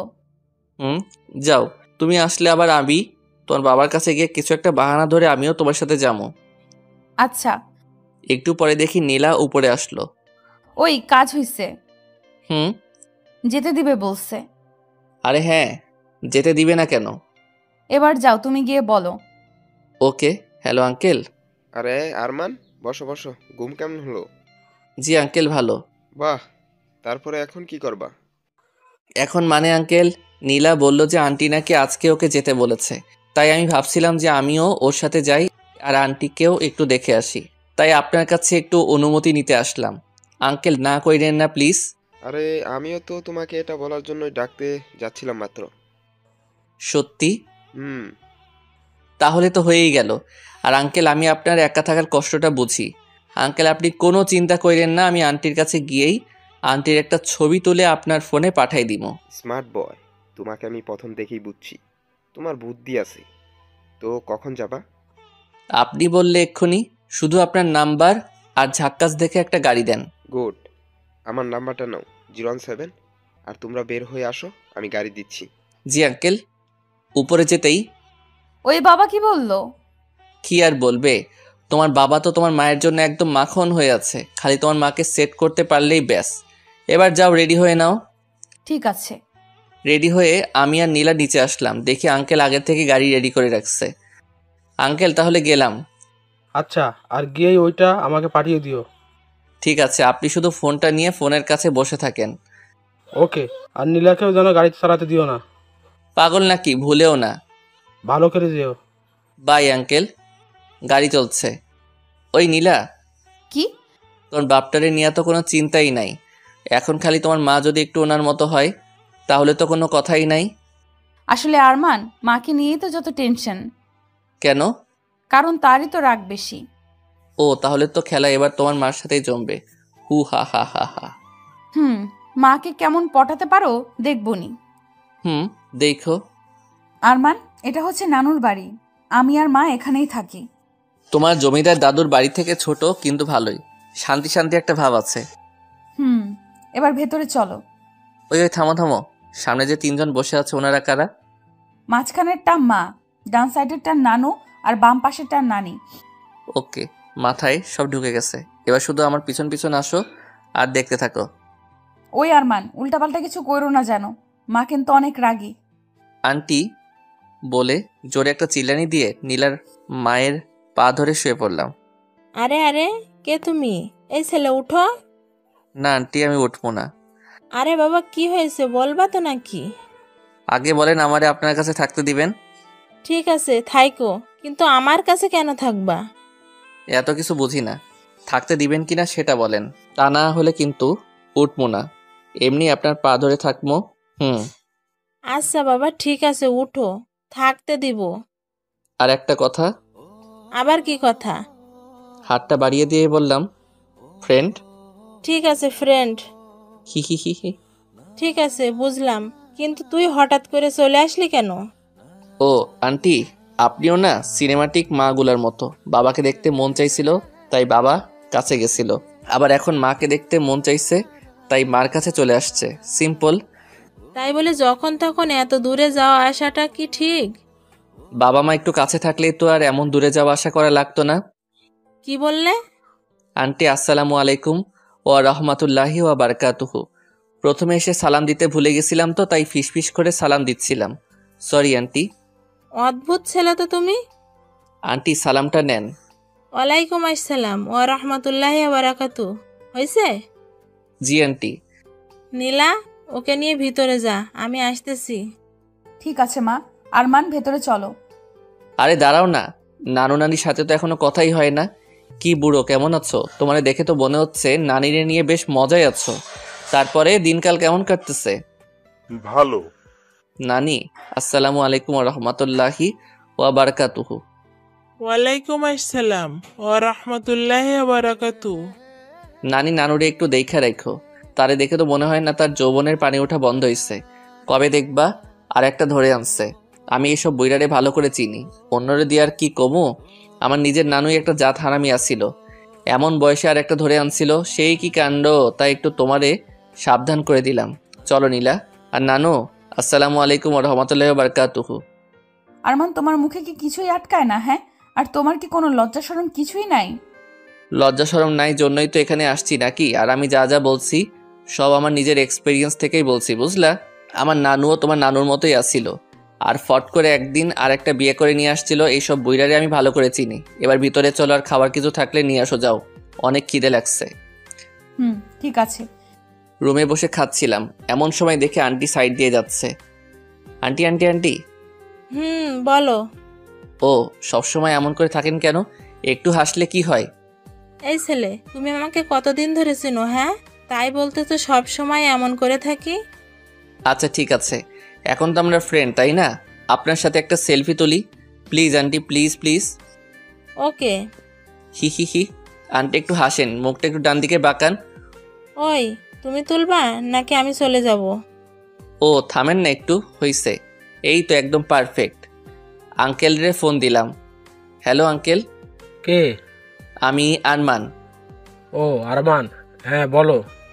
আঙ্কেল, আন্টির সাথে আমার ফ্রেন্ডশিপ হয়ে গেছে। বাহ, ভালো, কিন্তু কেমনে? আঙ্কেল আপনি রাগ না করলে কিছু কথা বলতাম। ঠিক আছে বলো। আসলে কথাগুলো কিন্তু রাগ করার মতোই, রাগ করবেন না তো? আরে না, বলো। আচ্ছা, মনে করেন আমরা দুইজন এখন থেকে ফ্রেন্ড। হ্যাঁ বলো। ওই ইরফাইন না হারামি তুই কি, হ্যাঁ এত সুন্দরী একটা বউ রাইখা যৌবনটা হুদাই পার করতেছিস? তোরে তো শালা তুরাগ নদীতে চুবানো দরকার। আমি তোর বউয়ের সাথে একটা সেলফি তুলে তোর ইমোতে পাঠাইছি, বউটার একটু ভালো করে দেখ। আর ভাই, এত সুন্দরী একটা বউ থাকতে যৌবনটা হুদাই পার হতে দিস না। বাই। টুট টুট টুট। জমিদারের পোলারে বকা দিছি, নিজের কেমন বিড়বিড় লাগতেছি, হি হি। যাই হোক, ফটাফট নীলার মার বাপরে মিলাইতে পারলেই আমি বাঁচি, তারপরে আরামসে একা একা সিলেট ঘুরবো। আহা কি শান্তি লাগবো তখন। এদিক ওদিক লাফাইতে লাফাইতে একদিন কেটে গেল। রাত্রে ঘুমাতে যাব এমন সময় আঙ্কেলের ফোন। সরি আঙ্কেল, তখন অমনে কথা বলছি বলে আবার রাগ করেন নাই তো? আরে দূর, কি যে বলো না, তোমার উপরে কি রাগ করা যায়? সেটা অবশ্য ঠিক কইছেন, তবে এই রাত্রে কেন ফোন দিছেন, কাহিনী কি বলেন তো? আরমান, যেমনি হোক তোমার আন্টিকে আমার কাছে এনে দাও প্লিজ। এর বিনিময়ে তুমি আমার কাছে যা চাইবা আমি তোমাকে সেটাই দিব। শোনেন আঙ্কেল, আপনি জমিদার হইতে পারেন, বাট আমি এতটা ছেঁচড়া না যে একটা ফ্যামিলিরে এক করার বিনিময়ে কিছু নিব। আর চিন্তা নিয়েন না, আমি ফিরলে আন্টিকে নিয়েই ফিরবো। এখন ভালো করে ঘুমান, আমি ঘুমামো। বাই। টুট টুট টুট। সকালে ঘুম থেকে উঠে নীলার রুমে গেলাম। ঠক ঠক ঠক। ওই দরজা খুলো। এই সকালে আবার কি? কালকে রাত্রে তোমার বাবা ফোন দিছিল। তোমার মায়ের ছবি দেখে তো সে একদম হিহি হয়ে গেছে। হয়ে গেছে মানে? তোমার বয়স হয় নাই, বুঝবা না বাই। এখন যেমনি হোক তোর মাকে একটু ভরকাতে পারলেই কাজ শেষ। নীলার রুম থেকে বাহিরে বের হয়ে আসতেই সামনে আন্টি। এত সকালে নীলার রুমে কি করছিলে? কিছু না আন্টি, এমনি। সত্যি করে বলো বলছি। সত্যি কিছু না। তোমরা কি দুজন দুজনকে ভালোবাসো? নাউজুবিল্লাহ। আন্টি আপনি যা ভাবছেন সেটার 100 হাত দূরে। ও আমি নাই। আর আমারে দেখে কি অমন মনে হয় বলেন? তোমারে দেখে তো সব কিছুই মনে হয়। আন্টি আপনি যদি জোর করেও আমার নীলার সাথে বিয়ে দেন না, আমি প্রথম রাইতেই ভাইগা যাবো। কারণ এই সব ধুর ঝামেলা আমার একদম ভাল লাগে না। ডাহা মিশা কথা। ঠিক আছে, তোমার রুমে যাও। আচ্ছা। যাক বাসলাম। বিকেলে দেখে আন্টি বাড়ির ভিতরের বাগানে একা একাই বসে আছে। হঠাৎ মাথায় একটা বুদ্ধি আসলো। ধীরে ধীরে আন্টির কাছে গিয়ে দাঁড়ালাম। আরমান, কিছু কি বলবা? জি আন্টি। ঠিক আছে, বলো। আচ্ছা আন্টি, এইখানের আশেপাশে কোনো নদী আছে? কেন? আছে নাকি সেইটা বলেন আগে। আছে তো। আন্টি চলেন না একটু নদীর পাড় থেকে ঘুরে আসি। আমি যাব না, তোমার যেতে ইচ্ছে হলে তুমি যাও। আন্টি আপনি না গেলে আমি কিন্তু এখানে আপনার পা ধরে শুয়ে পড়বো বলে দিলাম। আজব, আমি যাব না বললাম না। চলেন না, একটু গেলে কি হয়? আরমান, বেশি জেদ ভালো না, তুমি একাই যাও। আর না হলে নীলাকে সাথে নিয়ে যাও। ও তার মানে আপনি যাবেন না? না। ঠিক আছে আন্টি গো, আন্টি চলেন না একটু। আপনি না যাওয়া অবধি পা তো আমি ছাড়বো না, যদি ভূমিকম্প আসে তবুও না। আরমান, পা ছাড়ো বলছি। না, আগে বলেন যাবেন। না। ঠিক আছে, পাও ছাড়বো না তাইলে। ওহ, কথায় কথায় এমন পা জড়াই ধরো কেন? আগে বলেন যাবেন। ঠিক আছে, আগে পা ছাড়ো। না, আগে 3 সত্যি বলেন যে যাবেন। ওহ, ঠিক আছে, 3 সত্যি যাব। হি হি হি, তাহলে চলেন এখনই? এক্ষুনি। এমন সময় নীলাও এসে হাজির। আমি আন্টি আর নীলা মিলে নদীর চরে হাঁটছি। মা তোমরা হাঁটো, আমি একটু মাছ ধরা দেখব। আচ্ছা। আহা কি সুন্দর নদী, কি সুন্দর তার পানি, কি সুন্দর বাতাস। এমন সময় নিজের একটা বউরে নিয়ে হাঁটতে যা লাগবে না। আরমান, তুমি কিন্তু আমার হাতে মায়ের খাবা। আমি কি তোমার গার্লফ্রেন্ড লাগি তাই এইসব বলতেছো? ঠিক আছে, সরি। একদম নাকা নাকা ভাব করবা না। আমি আবার কি করলাম? কিছু না। আন্টি আপনি যদি রাগ না করেন কয়েকটা কথা বলবো। তোমার সব কথাতেই আমার রাগ লাগে, কি বলবা বলো। রাগ লাগলে আর কি করার, বলতে তো আমাকে হবেই। কারণ আমি তো আর আপনাদের মতো না যে সামান্য একটু রাগের জন্য হুদাই হুদাই 17-18 বছর নষ্ট করবো। কি বলতে চাও তুমি? আচ্ছা আন্টি ওইখানে একটু বসেন। কেন? বসেন না প্লিজ। ঠিক আছে। আন্টি আমার বয়স যখন 7 বছর তখন আমার বাবা মার ডিভোর্স হয়ে যায়।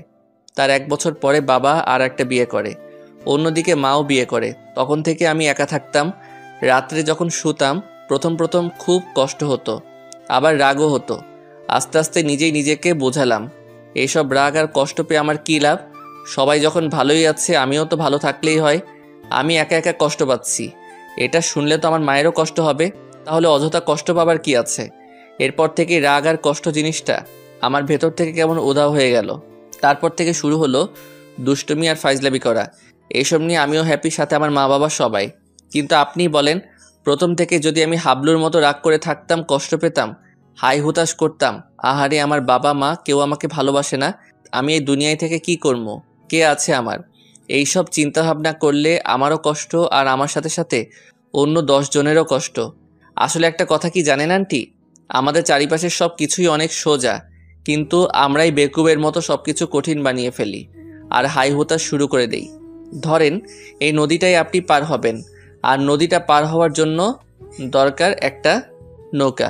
এখন আপনি নদীর পাড়ে বসে হাই হুতাশ করতেছেন, ওরে বাপুরে আমি কেমনে পার হব রে, আমি তো নৌকা বানাতে পারি না রে, আমার কি হইব রে, কেমনে ওই পারে যাবো রে, এইসব বলে বলে জিনিসটা আরও জটিল বানিয়ে ফেলতেছেন। আপনাকে কে এমন বাপ মা মরার দায় দিছে যে নৌকা বানিয়ে নদীটার ওই পারে যেতে হবে? ফটাফট 4-5টা কলা গাছ একসাথে বেঁধেও তো নদী পার হওয়া যাবে, তাই না? হ্যাঁ, এখানে একটু রিস্ক আছে, তবে অযথা হাই হুতাশ করার থেকে অনেক ভালো। আচ্ছা আরমান, তুমি আমাকে কি বোঝাইতে চাইতেছো বলো তো? আন্টি আঙ্কেল আপনাকে অনেক ভালোবাসে। উনি প্রতি রাতে আপনাদের পছন্দের ওই গাড়িটা নিয়ে নদীর পাড়ে গিয়ে শুয়ে শুয়ে কাঁদে। আমি নিজে নিজে ওনার শার্টে নদীর বালু লেগে থাকতে দেখেছি। আন্টি আপনাকে ছাড়া ওই জমিদার বাড়িটা লবণ ছাড়া তরকারির মতো। ওই বাড়ির প্রতিটা ইট আপনাকে অনেক মিস করে আন্টি।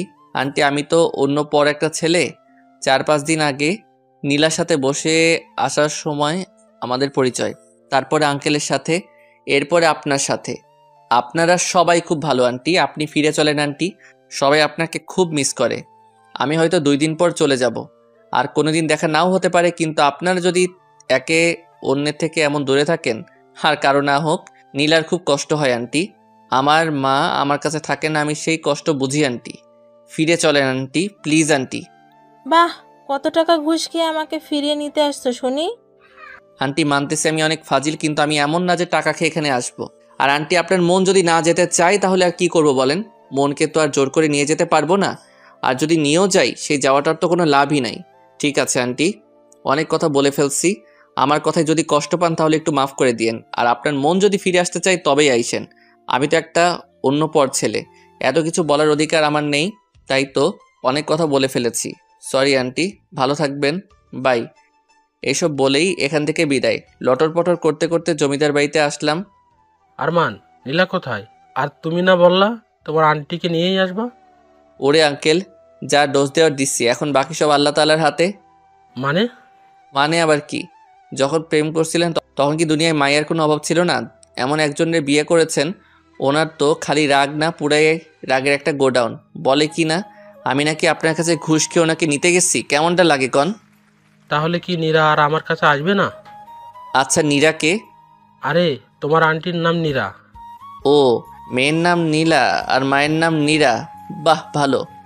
ও কি তাহলে আসবে না? আমি কি জানি, যেমন বিয়ে করেছেন আপনি জানেন। আমি এখন ঘুমামো, 2 দিন ধরে জার্নি করে আমি শেষ। তবে হ্যাঁ, চিন্তা নিয়েন না, আপনার নীরারে আপনার কাছে না নিয়ে এসে আমি এখান থেকে যাব না। ওখানে আবার যাওয়ার জন্য আরেকটা রাস্তা করেই আসছি। কি রাস্তা করছো? আমার ব্যাগ ওখানে রেখে আসছি, যাতে ওটার ওসিলায় আবার যেতে পারি। তোমার বুদ্ধি আছে, মানতেই হবে। এবার একটু আমারে ঘুমাইতে দেন প্লিজ, মেলা টায়ার্ড আমি। ঠিক আছে, যাও ঘুমাও। আহা কি শান্তি, বিয়া করার থেকে ঘুমাইতে বেশি মজা লাগে। হি হি হি। 3টা দিন হয়ে গেল, আন্টির তো এখানে আসার কোনো লক্ষণই নাই, আর সাথে নীলারও কোনো খোঁজ খবর নাই। আঙ্কেলকেও কেমন লেদা মার্কা টাইপের লাগতেছে। ওহ, কি যে করবো কিছুই বুঝতেছি না। নিচে সোফায় আঙ্কেল বসে আছে, ওনার কাছে গেলাম। আঙ্কেল, আমার কাছে একটা প্ল্যান আছে, এই প্ল্যান অনুযায়ী যদি কাজ করতে পারেন তাহলে আন্টি একদম উড়ে উড়ে আপনার কাছে আসবে। সত্যি? তবে সেটার জন্য আপনাকে একটু আমার মতো ছেঁচড়া টাইপের হতে হবে।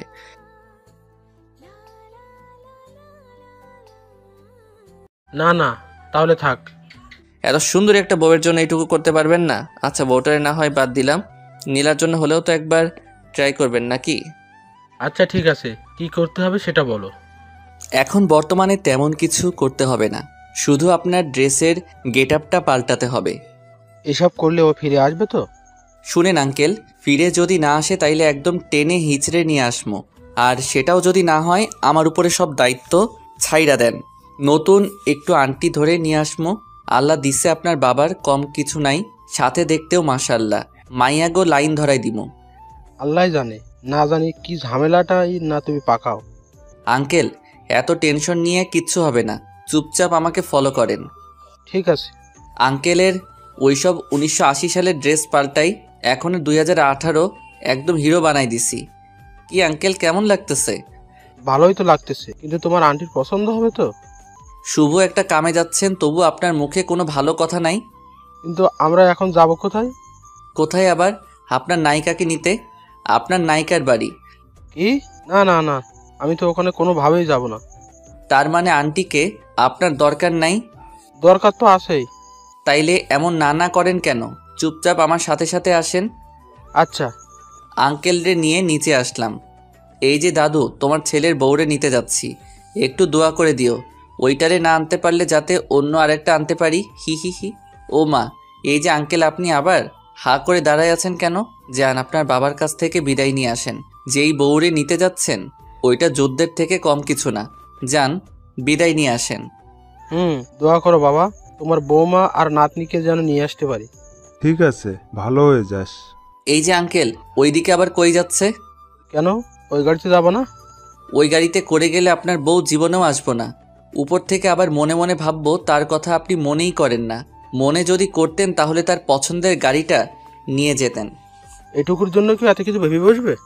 হাজার হলেও আপনার বউ কোনো বিশ্বাস নাই, ভাবতেই পারে। ঠিকই বলেছে। তাহলে চলো ওই গাড়িটা নিয়ে যাই। আমি গাড়ি চালাচ্ছি আর আঙ্কেল পাশে বসে আছে। আরমান, আমার না কেমন কেমন লাগছে। তোমার আন্টিকে আমি ফিরিয়ে আনতে পারবো তো? আঙ্কেল, আপনাকে কয়টা কথা বলি, মাথাটা পরিষ্কার করে কথাগুলো মাথার মধ্যে ঢুকাই নেন। ঠিক আছে, বলো। এখন থেকে মনে করেন আপনি আর আপনি না, আপনি হচ্ছেন আরমান, মানে আমি, যার কোনো শরম লজ্জা ভয় ডর কিচ্ছু নাই। একদম ছেঁচড়া একটা পোলা আপনি, মনে থাকবে? কিন্তু আমি তো অমন না। ঠিক আছে, তাইলে গাড়ি ঘোড়াই। আপনার আর কষ্ট করে যাওয়া লাগবো না, কারণ যেও কোনো লাভ নাই। আমি আমার রাস্তায়, আপনি পারলে অন্য আরেকটা মেয়ে বিয়ে করে নিয়েন, এতে আপনারই মঙ্গল। গাড়ি ঘোরালাম। আরমান, এমন করো কেন? ঠিক আছে, আমি চেষ্টা করব তোমার মতো হয়ে থাকতে। এই তো গুড, এবার চুপচাপ বসে থাকেন আর নিজের একটু ছেঁচড়া ছেঁচড়া পাবেন। আন্টির বাসার সামনে চলে আসছি, দরজার সামনে দাঁড়াই। ঠক ঠক ঠক। ওই, আপনি এমন কাঁপতেছেন কেন? আরমান, আমার তো কেমন লাগতেছে। আপনি কি মানুষ? হ্যাঁ, আমার টাইটেলগুলো আপনারে দিলাম যাতে একটু সাহসী হন, কিন্তু আপনি তো দেখছি আমার টাইটেলগুলারে একদম মাটির সাথে মিশিয়ে ফেলবেন। আন্টি যদি দরজা খুলে দেখে আপনি এমন কাঁপতেছেন, উনি তো ভাববে আপনার মৃগী ব্যারাম হইছে। এমন কাঁপাকাঁপি না করে মনে মনে ভাবেন আপনি আরমান। আচ্ছা। আবার ঠক ঠক ঠক। কে? আন্টি আসতেছে। আন্টি, একটু স্মার্ট হয়ে দাঁড়ান। দরজা খুলতেই দুইজন দুইজনের দিকে একটু তাকিয়েছিল। একটু পরে আন্টি আঙ্কেলের দিক থেকে আমার দিকে ঘুরলো। আরমান, আচ্ছা ছেলে তো তুমি, তোমার কোনো লজ্জা শরম নাই? ওই দিন কি সব বলে চলে গেলে, আজকে আবার এখানে আসছো? মানে আসছো আবার বাহিরের লোক নিয়ে আসছো, আর আপনি বুইড়া ভামের মতো একটা লোক এইসব কি করছেন? হ্যাঁ, এই ছেলের রূপ ধরলে কি আপনার হবে? আপনার না কত কাজ, ফ্যামিলিকে টাইম দেওয়ার মতো সময়ও তো আপনার নেই। নীরা, সরি, আমি আর আগের মতো নেই, বিশ্বাস করো। আমিও আর আগের মতো নেই, এবার আসতে পারেন। ও আন্টি, হ্যালো। খালি হাতে যাওয়ার জন্য কি এত দূরে আসছি? মানে কারে নিয়ে যেতে চাও তুমি শুনি? আমি আবার কারে নিয়ে যাব? উপরের ঘরে আমার ব্যাগ আছে, আমি আমার ব্যাগ নিতে আসছি। ও ঠিক আছে। নীলা, নীলা। হ্যাঁ মা। এই ছেঁচড়া ছেলের ব্যাগ নাকি ওপরে আছে, নিয়ে এসে দে তো। আচ্ছা। ব্যাগ পেয়েছো? এবার যাও, বিদায় হও, আর খবরদার এখানে আসবা না। আসছে বাড়ির মালিক, আমরা আসমো, কি করবেন? আরমান, আমাকে রাগাবা না বললাম। আঙ্কেল, আপনি একটু থাকেন, আমি একটু নাস্তা করে আসছি। এই দাঁড়াও, কিসের নাস্তা? বাইরে গিয়ে নাস্তা কইরো, এবার এখান থেকে বিদায় হও। ওরে আঙ্কেল, কি দেখে বিয়ে করেছিলেন? কি কিপটে, একটু নাস্তাও নাকি দিতে দিবে না? হ্যাঁ, আমি কিপটে। এবার যাও, বের হও। হচ্ছি আঙ্কেল, চলেন তো। একটা বউ নিয়ে পড়ে থাকতে হবে না। আপনারে নতুন একটা বউ আইনা দিব, এমন কিপটে বউ দরকার নাই। এখানে একটু নাস্তা করার স্বাধীনতাও নাই। তোমরা কি বের হবা নাকি আমি পুলিশ ডাকবো? হচ্ছি। বাইরে গিয়ে গাড়ির ছাদের উপরে বসে আছি। আরমান, আমার তো মনে হয় না তোমার আন্টি আমাদের সাথে যাবে। ওরে আঙ্কেল, আপনার মুখে কি কোনো সময় ভালো কথা আসে না? হ্যাঁ, আপনার দোষেই তো আন্টি এমন হইছে। আমার তো মনে হচ্ছে সব দোষ আপনারই। আসলে দোষ সব আমারই। দোষ যখন আপনারই, তখন একটু ধৈর্য ধরতে কি হচ্ছে? আপনার কপাল ভালো যে আমার মতো কাউরে পাইছেন, তা না হলে আপনার আর আন্টির জীবনেও এক হওয়া হইতো না। সামনে দেখি নীলা আসতেছে, কাছে এসেই হাসতে লাগলো। বাবা, তোমাকে একদম জোকারের মতো লাগছে। এই ফাজিলের বুদ্ধি শুনে এমন হয়ে এখানে আসছো, তাই না? ওই শোনো, আজ আমি ফাজিল বলেই তুমি তোমার বাপ মারে একসাথে দেখতে পাইতেছো, বুঝলে? এবার যদি আম্মুর কাছে যাও না, তোমার ঝাড়ু পেটা করবে। সে আমি জানি, তোমার আম্মুকে চেনা আমার হয়ে গেছে। এইসব ছেঁচড়ামি বাদ দিয়ে খাবার আনতেছি, খেয়ে নাও। এইসব রান্না কে করছে? কে আবার করবে? মা করছে। কই দেখি দেখি। এই যে। ও আঙ্কেল, বউয়ের হাতের খাবার দেখে এত উতলা হওয়ার কিছু নাই। পরে দেখবেন খাবারে বিষ মেশানো আছে, আর সেই খাবার খেয়ে আমার দুইজন সোজা উপরে। আরমান, তুমি আসলে একটা আস্ত ফাজিল। খারাপ তো আমি, আর তোমরা সবগুলো অনেক ভাবলো। এত কথা না বলে খাও, আমি গেলাম। যাও। এই যে মজনু সাহেব, আপনি খাবেন নাকি আমি একলাই খামো? আচ্ছা দাও খাই। আর মা, আমি জানতাম খাবারে বিষ আছে। আরে দূর, বিষ থাকবে কেন? তাহলে এমন আরমান বলে উঠলেন কেন? সেই 17 বছর আগের রান্নায় যে টেস্ট ছিল, সেই টেস্টটা আজকেই পাইতেছি। কোনো রকমের কোনো কমতি নেই, সেই একই রকমের গন্ধ। কি সব আজাইরা কথা কন না, বউয়ের হাতে রান্না দেখে মাথাটা হয়তো গেছে। না আরমান, নীরা যখন স্পেশালভাবে একমাত্র আমার জন্য রান্না করতো তখনই এমন হতো। সত্যি? যাক, তাহলে আন্টিও একটু সাড়া দিচ্ছে। আরমান, রাত তো অনেক হয়ে গেল, এবার কি করবে? চলেন রাত্রে আর একবার আপনার বউরে পটানোর ট্রাই মারি। কেমনে? আপনার বউয়ের রুমে গিয়ে। ওইখানে গিয়ে কি করবা? আমি গিয়ে কি করবো? যা করার সব তো আপনি করবেন, আমি শুধু আপনারে পথ দেখাই নিয়ে যাবো। ও আচ্ছা। চুপি চুপি আন্টি রুমে গেলাম। ঠক ঠক। ওই আরমান, কি বলবো আমি? আপনার কিছু বলতে হবে না, দরজা খোলা মাত্রই আন্টিকে জড়াই ধরবেন, আর যা মুখে আসে সব বলে দিবেন, পরে যা হবে দেখা যাবে। ঠক ঠক, দরজা খোলার শব্দ। আঙ্কেল রেডি তো? আমি সাইডে আছি, কোনো ভয় নাই। দরজা খোলা মাত্রই মনে হলো আঙ্কেল আন্টিরে জড়াই ধরলো। নীরা, তোমাকে ছাড়া আমি আর থাকতে পারবো না। তোমাকে আমি অনেক ভালোবাসি। আমি আর তোমার থেকে দূরে থাকতে চাই না। কি বলে যে তোমাকে বোঝাবো কিছুই বুঝতেছি না। আমি আরো আগেই তোমার কাছে আসতে চাইছিলাম, কিন্তু কি যেন একটা ভয়ে আমার ভেতর কাজ করতো। আমি আসতে পারতাম না। তোমাকে ছাড়া থাকতে খুব কষ্ট হয় জানো। আমি আর পারছি না। প্লিজ আবার আগের মতো হয়ে যাও। আমার সাথে চলো প্লিজ, তোমার দুটো পায়ে ধরতেছি। এই ছেঁচড়া, আরমান এইসব পায়ে ধরা শিখাইছে তাই না? আরে না। আমি জানি তো, এই বাদরটারই কাজ এসব। আচ্ছা ওইসব বাদ দাও না, আমার সাথে যাবে বলো? যেতে পারি, তবে একটা শর্তে। কি শর্ত বলো? আমি তোমার সব শর্তে রাজি। সব সময় আমাকে টাইম দিতে হবে, আমার কথা শুনতে হবে। আচ্ছা, সব সময় তোমার সাথে একদম লেগে থাকবো। ঠিক আছে, ওই বাদরটা কই আছে বলতো? পাশ হইতে থাকার কথা। আরমান, আরমান। আন্টি আমি এখানে। আও, লাগতেছে তো, কান ছাড়েন। এমন কান ধরে তোরে পুরো এলাকা ঘোরানো দরকার। কেন? আমি আবার কি করছি? কিছুই করিস নাই জন্যই তো এমনটা করা দরকার। আচ্ছা ঠিক আছে, কান ধরে ঘুরাইয়েন। তার আগে বলেন আপনারা সব মিটমাট হয়েছে তো? যাক আলহামদুলিল্লাহ, আমি তাইলে এবার বাঁচলাম। এখন তো ফ্রি মাথায় পুরা সিলেট খালি ঘুরমু আর ঘুরমু, তাই না? আচ্ছা আন্টি, সব যখন হয়ে গেছে আপনারাও ঘুমান আর আমিও একটু ফ্রি মাথায় ঘুমাই। ঠিক আছে, যা ঘুমা। পরের দিন সকালে নীলার রুমে গেলাম। ঠক ঠক ঠক, দরজা খুলেই। আরমান, তুমি এইখানে কখন আসলা? আর তাড়াতাড়ি ভেতরে আসো, আম্মু যদি তোমারে দেখে না সেই রকম মাইর দিব। আরে ধুর, কালকে রাতেই সব মিটমাট হয়ে গেছে।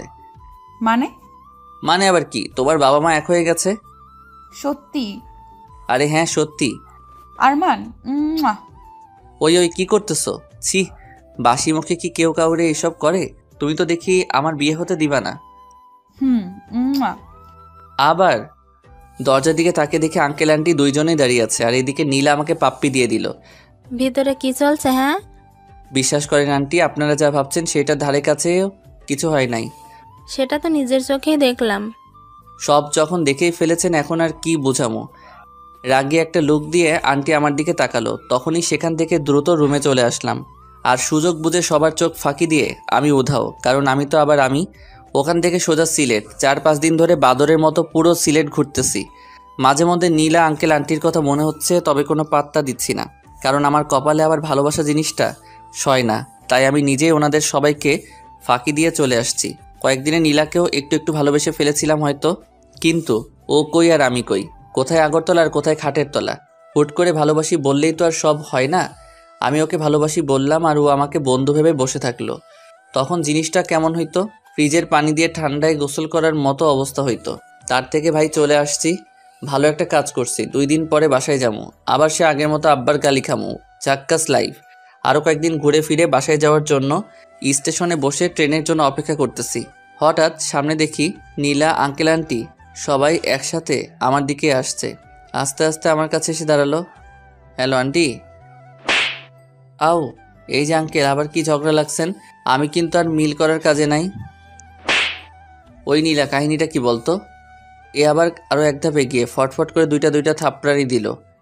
আচ্ছা, সবাইকে আমারে থাপড়ানি দেওয়ার কন্ট্যাক্ট নিছো? হ্যাঁ, মারির দাঁতগুলো মনে হয় সব নড়ে গেল। কি করছি আমি সেটা তো কেউ বলবা নাকি? সেটা বলার জন্যই তো তোমার এতদিন ধরে খুঁজতেছি। এবার বাসায় চলো, তারপরে তোমাকে দেখাচ্ছি। ওর কলারটা ধরে টেনে টেনে নিয়ে চল। খুব বার বেড়ে গেছে ওর, এবার ওকে একটু সাহায্য করা দরকার। নীলা খপ করে শার্টের কলারটা ধরলো আর টেনে টেনে নিয়ে যেতে লাগলো। কেউ দেখলেই বলবে বড় কোনো মাফিয়াকে পুলিশিনি ধরে নিয়ে যাচ্ছে। ওহ, আমারে বাঁচাও বাঁচাও। টানতে টানতে বাসায় নিয়ে আসলো। এখন বলো, আমাকে এতগুলো বকা কেন খাওয়ালে? কি? কিসের বকা? ওই দিন তুমি পালানোর কারণে মা বাবা আমাকে সন্দেহ করেছে, বকা দিছে এতগুলো। এগুলোর কারণ তুমি। বলেই হাতে লাঠি নিল। আমিও কম কিসে, হপ করে নীলার হাতটা ধরে ফেললাম। চিৎকার দিলাম, কে আছে, বাঁচাও বাঁচাও। আমার নিরীহ পোলাপে ইজ্জত নিতেছে। চুপ, ড্রামাবাজি থামাও। আর শোনো, হ্যাঁ বলো। তোমার বাড়ির ঠিকানা দাও, একদিন বেড়াতে যাব। কিরে, 1 মিনিটেই রাগি থেকে এত নরম সুর, মতলব কি? এই কি বিড়বিড় করছো? ঠিকানা দাও। সুন্দরী মাইয়া এত নরম সুরে বললে তো জীবনটাই দিতে পারি। আর তুই তো ঠিকানা চাইছো। এই বলে ঠিকানা দিয়ে দিলাম। এই রে, হঠাৎ ঠিকানা কেন? কারণ কি? আর চাইলো আমি দিয়ে দিলাম, নাকি বাপের টাকা চুরি ধরিয়ে দিবে বাবাকে? ওই মনে মনে বিড়বিড় করতে হবে না, কাজ শেষ আমার। চলো ঘুরে আসি। রহস্যময় হাসি দিয়ে বলল নীলা। চলো, বহুদিন পর একসাথে। দাঁড়াও, আব্বুকে একটা সংবাদ দিয়ে আসছি। নীলা আসতে গাড়ি নিয়ে তখনই ভোর দৌড় দুজন। কতদিন এসে একটা সুন্দর জায়গায় নামলাম। দুজন ঘুরতে ঘুরতে বিকাল হয়ে গেছে, তবুও নীলা ফিরে যাওয়ার কথা বলছে না। খালি একটু পরপর ফোনে কি যেন দেখে। দূর, ভাল লাগে না। নীলা আমাকে ভালোবাসে কিনা পরীক্ষা করা যাক। যেই ভাবা সেই কাজ। একটা মেয়ে হেঁটে যাচ্ছে, তাকে দেখিয়ে নীলাকে উদ্দেশ্য করে, এত সুন্দর মায়াডারে বউ বানাতে পারলে ফাইজলামও সব ছেড়ে দিব। বলতেই তখনই নীলা রাগী একটা লোক নিয়ে এসে খপ করে কলার ধরে ফেললো। এই রে, মেয়ে কি রাগী নাকি শান্ত কিছু বোঝা যায় না। চল তুই গাড়িতে ওঠ, তোর সময় শেষ। কিসের সময় শেষ? আমি মানে এবার বিয়ে না করেই মরে যাব। গাড়ি নিয়ে বাড়ি পৌঁছে গেলাম, কিন্তু এটা কার? পুরো বাড়ি লাইট ফুল দিয়ে সাজানো। ওই নীলা, তোমার কি বিয়ে? আজকেই। ও, কিন্তু কার সাথে? তোমার সাথে আমার বিয়ে। কি? তুমি এইখানেই থাকো, আমি আসছি। ওই, আমাকে এখানে আটকে রাখলে কেন? যা বাবা, মাইয়ারা দেখে আমাকে ফেলেই চলে গেল। একটু পর, আরমান, এই পাঞ্জাবিটা পরে আমার সাথে আসো। আঙ্কেল, পাঞ্জাবি কেন? আজকেই তোমার বিয়ে, আর এখনই এটাই তোমার পালানোর শাস্তি। আপনি এই ছোট বড়টারে বিয়া দিয়ে সংসার নামক জেলখানায় বন্দি করিয়েন না। এই শাসলা ছেলে, কান ধরো। তুমি এখন জমিদার বাড়ির মেয়ে জামাই হবে। এসব ছেড়ে দাও ফাজলামো। এদিকে খুশিতে মনে মনে লাড্ডু ফুটতেছে। নীলার মতো সুন্দরী, তাও জমিদার বাড়ির মেয়ে, আমার মতো ফাজিলের বউ হবে। ওকে আঙ্কেল, কিন্তু সব ছেড়ে দিব, কিন্তু এভাবে বিয়ে করব না। কেন? ভালো খারাপ যেমনই হোক, আমার জন্মদাতা বাবা ও মাকে ছাড়া এইভাবে বিয়ে করতে পারি না। হ্যাঁ, আমি ফাজিল, কিন্তু এত খারাপ না যে পরিবারকে না জানিয়ে বিয়ে করব। বাহ বাহ, এই কথাতেই প্রমাণ হলো তুমি আমার মেয়ের যোগ্য জামাই। যোগ্য অযোগ্য জানি না আঙ্কেল, কিন্তু মা বাবাকে ছাড়া বিয়ে করব না এখন। তবে এটা ঠিক যে নীলাকে খুব করে চাই, বানামো। আমি যা বলি তাই হবে। এখন চলো। এক প্রকার জোর করে বাহিরে নিয়ে গেল। হায় হায়, এখানে তো দেখি নীলা শাড়ি পরে বসে আছে। পাশে তাকাতেই দেখি অবাক। বিশ্বাস করেন, আমনের পোলা টাকা চুরি করার মতো ফাজিল হলেও তোমাকে না জানিয়ে বিয়ে করার মতো খারাপ না। মাফ করে দাও। আরে ফাজিল ছেলে, আমি সব জানি, পাসার। আব্বা এখানে কিভাবে? তাহলে কি নীলা এর জন্য ঠিকানা নিল? যাক, সারপ্রাইজটা বেশ ভালোই ছিল। এত সব সারপ্রাইজের ভিড়ে ভাবতে ভাবতে হারিয়ে যাচ্ছি। তখন ওই ফাজিল, বিড়বিড় না করে কবুল বল। ওমাগো, বিয়ের দিনও মাইর খেতে হচ্ছে? আমার আর নীলার বিয়ে দিয়ে দিল জোর করে। আর আমার কিন্তু নীলাকে হেব্বি লাগে। বাসর ঘরে ঢুকে দেখি নীলা ইয়া বড় ঘুমটা দিয়ে বসে আছে। আমি যেতেই আমার কাছে এসে আমার কলার ধরে। এই তুই কই চলে যাচ্ছিলি? কেন? হ্যাঁ, আমায় ফেলে? কেন ঘুরতে? আমার জন্য কি তোমার ভালোবাসা নাই? আছে তো, কি করবো বলো? কি করবি মানে? আমি না এখন তোমার বউ, আমাকে ভালোবাসবে। ওকে বাসবো, আসো গো আমার কাছে, তোমাকে পাপ্পি দেই। আরমান, তুমি পাঠক পাঠিকাদের সামনে কি করছো এগুলো? ও, আমি তো ভুলেই গেছিলাম। আচ্ছা, আপনারা এখন যান গা, আমরা আমাদের কাজ করি। টাটা। গল্পটি ভালো লাগলে লাইক, কমেন্ট এন্ড শেয়ার করতে ভুলবেন না। আর আরো এমন রোমান্টিক গল্প পেতে আমাদের চ্যানেলটি সাবস্ক্রাইব করে আমাদের সাথেই থাকুন।